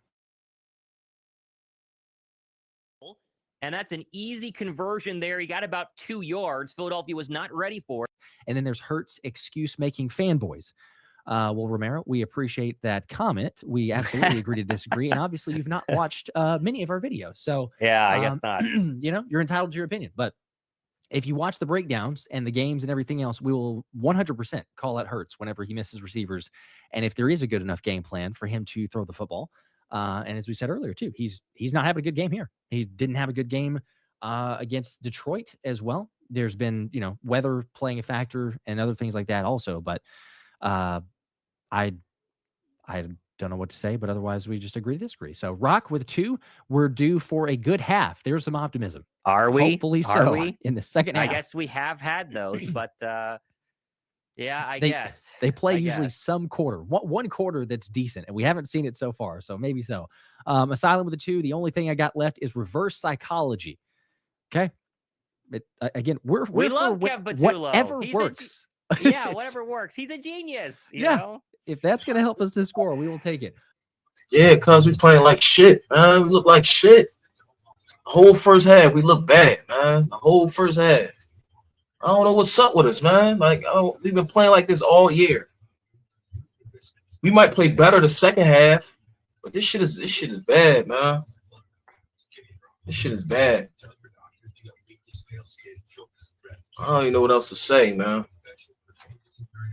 Defense only gave up a touchdown. That's it. Even though they're giving up a lot of yards on the ground, they gave up a lot of yards on the ground. The way that it has this first half. If there's a repeat or even anything close to it, I don't think that he gets a choice.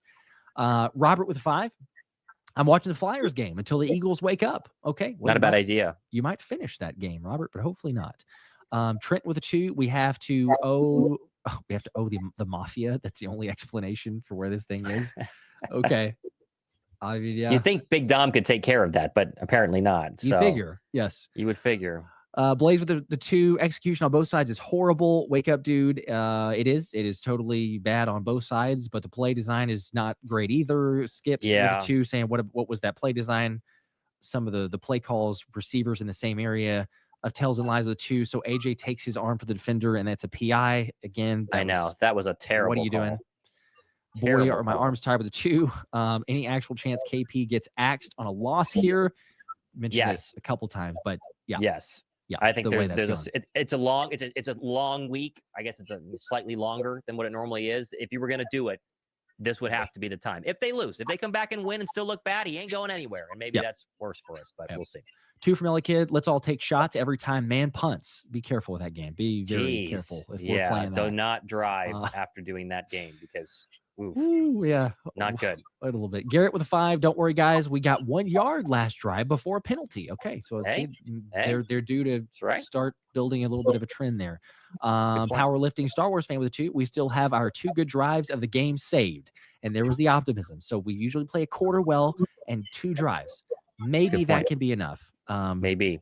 We're going to need a lot more than that. We'll see. Adam with a 20 bomb. Much love to y'all, but this team is driving me insane. We can't let this become 23. Too damn good for this. Sure feels like it might be, but yeah, I'm with you.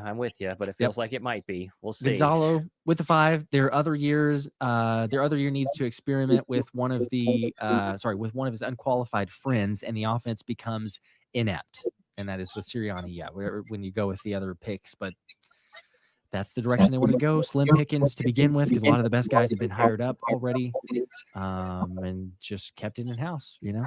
Asylum with a 2. Go for the draft pick. All right. It's too interesting choice. Too late for that at 8-3. It's too late for that. You're not getting inside the top 10 even if they lose out. So it's not really possible, unfortunately.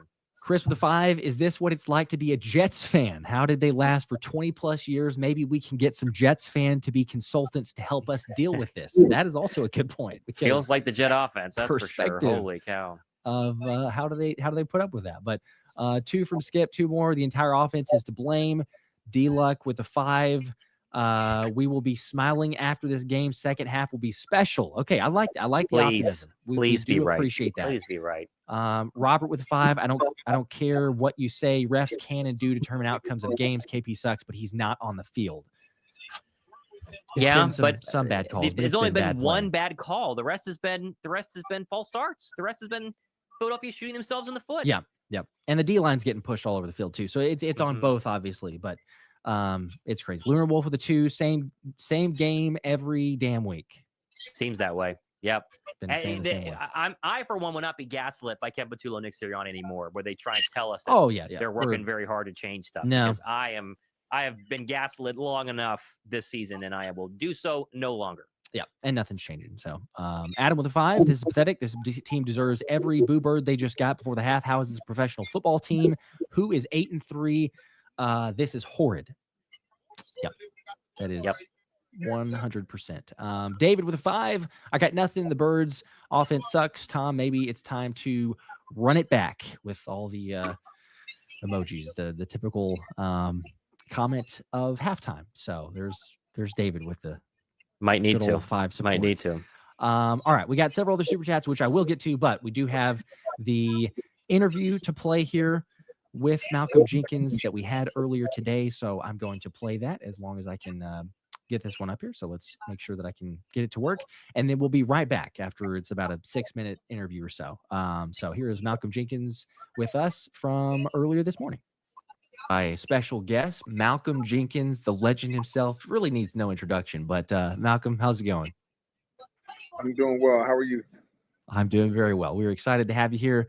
Thomas and I were talking about this beforehand. Obviously, it's like when you have Malcolm Jenkins on the channel, Eagles talk, everything else, one of the first things that comes to mind for me is your hit on Brandon Cooks in the Super Bowl. It's an iconic moment. Everybody remembers it. And you got to talk to me a little bit about this, though, because shout out to Jordan Spector of Spector Sports Art for getting us hooked up here with the interview, the setup on that. But you guys have a special collab with the Immortalized Cards collection. And to have that moment immortalized, what does that mean to you? It's a moment that everybody talks about. Like you said, when we point out the plays from that Super Bowl, that hit, is one that everybody continues to remind me about. So for it to be kind of the focus of the artwork on this card, this collaboration with Immortals is really cool. It gives us all something to remember and talk about, especially that bringing that first championship to Philadelphia. So yeah, and right in time for the Hall of Fame induction is pretty special time. Before I get to my other question about Jalen Hurts, Malcolm, have you talked to Brandon Cooks since that hit? Did you ever talk to him, years later about, hey man, I know I got you on that one, but it's a legendary hit for myself. Did you ever ask him about it? I have not actually. Okay. I have not got a chance to discuss it with him. That's those aren't the first things you bring up when you see somebody. Like, hey, remember I knocked you out in the Super Bowl?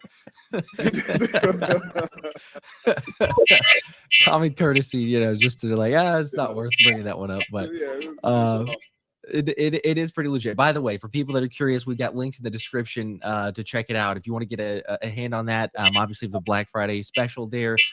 Congrats to you as well, Malcolm. I know the Hall of Fame induction.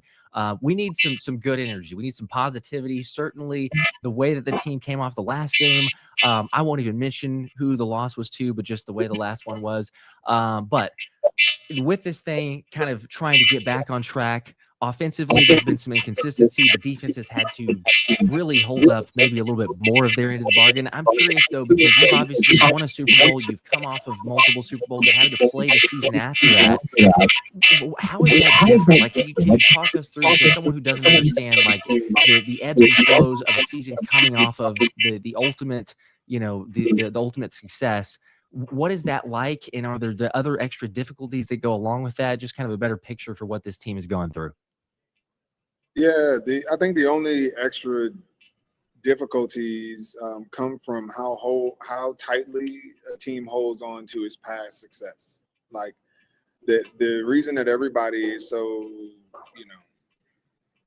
panicked about the team, besides their own conversations in the media, but from a performance standpoint, the only concern is because everyone expects them to do better, even though they're winning. Even though they're competitive, even though they play complementary football for the majority of the time, because it's not dominating like everybody is expecting, we create this storm. And I think this team has bought into it a little bit as well. They expect to dominate. And when it doesn't happen, even if they win, there's frustration. And I think that can sometimes be the Achilles heel of a team that's trying to repeat, is setting expectations that aren't based in the reality of this season, the reality of this particular team. And I think the sooner they find that, identity, they find that rest in kind of just winning, the focusing on the outcomes, no matter how it looks. I think you'll start to see this team settle down and be as consistent as we, whatever everybody will want. Whenever you talk about just winning and settling down and the criticisms outside of the locker room, we think about Jalen Hurts, and you're very close with Jalen Hurts, but you played both of his predecessors and Nick Foles and obviously Carson Wentz. You've been around all three of them a bunch. What sets Jalen Hurts apart? I know a lot of people can't wrap their heads around outside Philadelphia, a guy whose stats can sometimes be low, and yet he doesn't seem to care at all. All he does is win. What sets him apart from the other quarterbacks that you played with? Well, I think what sets him apart from the the quarterbacks that I played with are just his style. I think who he is in general, his pedigree and his leadership. You know, like early on, Carson Wentz was not the leader of the team. Nick Foles was a veteran, but was, you know, kind of in a backup role where his future was always kind of in question. But this is without a doubt Jay's team. And so I really can't compare him to the guys I played with. And when I look at his leadership style, he's always out in front. You know, the situation, he answers every question, keeps the main thing, and he produces. I think, again, to me, he's somebody who has his perspective in the right place, where he understands what he values most, and that's winning. And he knows what everybody's going to care about at the end of the day, is winning the game, regardless of how that looks. He doesn't care if he's the reason we win. He just wants to win. And I think that is, you know, from a North Star, like that's a guy that I want to follow. That's a guy that I think authentically wins locker rooms, because everyone knows when things hit the fans, he's not going to make it about himself. He's going to be a team first guy. He's going to take the bullets and not make a spectacle out of it. And that's important, especially in a city like Philadelphia. 100%. That is totally accurate. And by the way, too, I would just say this also, Malcolm. I think I speak for a lot of people when you talking about those traits and that leadership and everything else. That is certainly you as well. So it's why you're very worthwhile of the induction. So congrats again to you. We appreciate you hopping on here for this interview. This is a blast for us. And also 127 pieces, 127 immortalized card, the immortal cards, the moments there. So if you're wanting to pick that up, a shout out to everybody else as well. But make sure to click the link in the description. Thomas and I have those. Check them out. And as well to Jordan Spector, Spector Sports Art, for making this happen. Have a good one. Let's get a Birds win today. Celebrate the right way as we should. And appreciate it again, Malcolm. Go Birds. Go Birds. Birds. Okay. There we go. And that one, I don't know why I lost you for saying. There we go. Now we're back. There we go. We're back. I had myself for just one split second. But interview with Malcolm Jenkins earlier this morning. I was feeling a little more confident at that time than we are now, but looks like we're about to kick it off with the second half. Yeah, I was right there with you. We do appreciate Malcolm getting inducted in the Eagles Hall of Fame, but we need a Hall of Fame drive here by the Bird offense to start quarter 3 as Will Shipley gets us to the 27-yard line. But nice to talk to Malcolm Jenkins. Really nice guy. One of my favorite Eagles, especially at a time when secondary players were, you know, not that great back in the day. I mean, you think back to some of those defenses. He was the best player by far, not named Fletcher Cox, and fun to see him get inducted and fun to get to talk to him briefly this morning for our show. So but we'll see. As they get a little shot at Nick Sirianni, we'll see how tough together and whatever the other word he always talks about that they haven't been doing so far today are here for quarter 3. But here we go. 1st and 10. 10-3 Chicago. Philadelphia only in a 7-point hole. Feels like a lot more. Hey, look, Tank Bigsby's on the field. First time we've seen him all day. Both running backs in the gun. Now they motion AJ, orbit motion. Take the snap. They're going to give it. Nope. Play fake. Throw to Saquon and complete off his hands and wouldn't have gained much yardage anyway. And some more booze. Some more booze. Jeez. Wasn't looking for it. He just... No. Wasn't even ready for it. Wasn't even ready for it. I mean, if you went to the link today, you got to say... Gonna get your money's worth in terms of booing. Getting his head around late on him, not able. It wasn't going anywhere either way. It was gonna gain nothing. It doesn't matter. All this play design is trash. It's so bad. Here comes a 3 and out. 2nd and 10. All at the Eagle 27. Hurts takes the snap. They're gonna run Saquon right side. He gains nothing. So here comes 3rd and 10. This is what you get to start the third quarter. I mean, Kevin Patula's got about 10 plays that he knows how to run. He's got about 10 plays that he knows how to run. Oh, I don't know what it is. so bad. I mean, I know what it is, but it's even more than one thing. Like, Jalen's not having a good game on here. The play calling's terrible. The offensive line can't block. There's still been penalties. Not as bad, but there's still been penalties. Last 4 quarters, they have 3 points, Josh. 9 first downs. They're 2 for 11 on 3rd down. They're past 4. With these players. 3rd and 9. All out blitz comes. Hurts steps up. He's going to throw this one, and it's going to be incomplete, and they're going to go 3 and out immediately. Holy cow. Let him hear it. Let him hear it. Goodness gracious. They the deserve fastest 3 and out possible. Fastest 3 and out possible right there. Holy cow. Gain a yard. Oh, man. They gained 1 yard. Oh my gosh, what are we doing? You know, the whole like stop playing to lose comment that Jalen had after I think the Rams game, was it? Get aggressive. I know there's wind out there. You have to get aggressive. That Ram game feels like a lifetime ago when they could actually throw the football. This is a punt down to the 14, returnable to the 20, up to the 24, and now comes Caleb Williams. Any points, Josh, probably puts this game away. I don't see Philadelphia's offense giving you 2 more scores the rest of the way. That feels like a stretch right now. So are they going to get a sack? Are they going to get a turnover? Can they force a 3 and out? Anything, but any points here, especially a touchdown, is probably the dagger, and Ben Johnson knows that.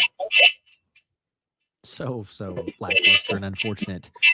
Poncho with 2. These are from earlier, but again, I'm gonna get these super chats in order. So appreciate you guys. Small sample size, but where is Tank Bigsby? We saw him out there. They didn't use him too much. And also S-Box with a 2. I'm getting Eagles versus Packers vibes right now for this game. Yep. Except for we had a lead in that one going into halftime. All right, first drive for the Bears, following the Birds' lightning fast 3 and out. Williams under center, end around DJ Moore, gets the edge to the 30, and he will have a first down. So there's a 10-yard. Can you imagine getting 10 yards on first down, Josh? I don't think Philadelphia has converted a first down on first down all day long. They have not been able to get 10 yards plus on first down the entire day. No, it's way too difficult. Nothing that's dialed up is. It's not in the explosive play category, I guess, for like a 10 yards, but it's. I don't know. It's incredibly efficient. Like, why do we wait until these third down situations? Oh, there's another 3rd and 8 that we have to go and convert. 6.6 yards per carry. They got 10 on that one, up to the 34. Now they empty him out. I don't know why they throw, but they're going to choose to here. Williams going to take a quick drop, fire across the middle, incomplete off the leg of Colston Loveland. I don't know why you throw, Josh. Honestly, I would just run. I would just run.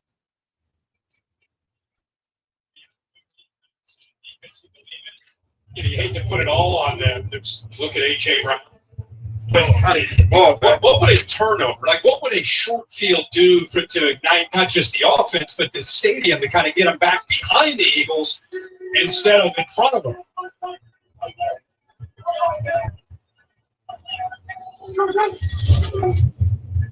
Second and 10 on the grounds. Good. Sets up a 3rd down, 3rd and about 5. Early in the 3rd quarter, 10-3 Chicago. Imagine how fired up DeAndre Swift is growing up in this town, played high school football here, was an Eagle at one time, and bounced around a little bit. It just seems to be a really good fit here in Chicago with this offensive scheme with Ben Johnson. They started with Detroit, came here for 1 year, had a good year, but then they signed Barkley, and out the door went Swift. 3rd down and 5. In the pocket, shoulder shake, fires, and incomplete. Trying to get it to either Burton or down. Well, it's another receiver that just loses his feet. Luther Burton here. And they did a heck of a job by the offensive line. They did a good job of protecting him. Here's Burton right here. Just you see there for a second, and then he just goes down. That was an accurate throw. If he just didn't lose his footing, it's right between the linebacker and the safety for a first down between the zones. Corey Taylor at the punt, but a flag was thrown, so no play. 43 offense.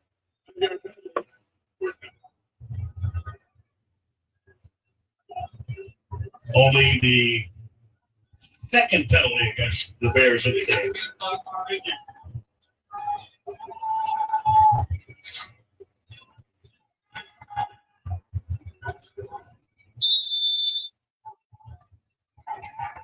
Those shots pretty much tell it all, don't they? Yep. Body language, facial expression. Oh, yes. Taylor's good.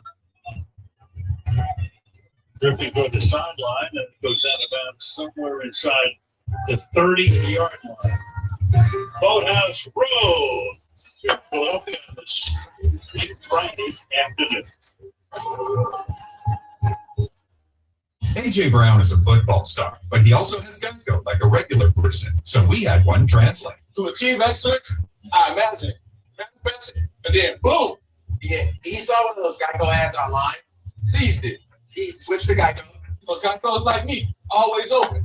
He means they're 24/7 claim support. Always open. No one can come. Except Geico. You're not AJ Brown, but we'll treat you like him. Open 24/7. It feels good to get the star treatment. It feels good to Geico. Cheeseburger. A quarter pound of mayonnaise, flame grilled with 2 slices of melty cheese. It's love at first bite. We're not sure who invented the double cheeseburger, but it sure tastes like we did. You rule. Black Friday's here. 7 caffeine, my sister, and my grippy gloves. It's go time. Kohl's Black Friday deals are here. Save up to 50% throughout the store. Plus, earn extra Kohl's cash at Kohl's and Kohl's.com. Officer, can I get your perspective as a man of the law? You know I'm a mall cop, right? Let's say I obtain a car for less than you think it costs. I don't follow. You see this index the other day? Yeah. It's how much I paid for it. Feels so right, it almost feels wrong. The Hyundai Getaway Sales Event. Get 0% APR for 60 months, plus 0 payments for 90 days on select Hyundai vehicles. Visit your local Hyundai dealer today.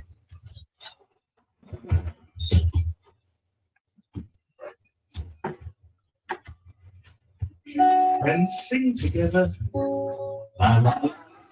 Let's do things together. Friends walk together.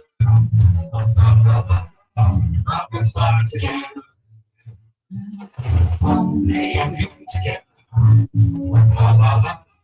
Everyone together. The grounded Eagles rushing attack there, Saquon Barkley had 17 runs and 20 or more yards last year. So far this season, 2. And then the Spurs, of course,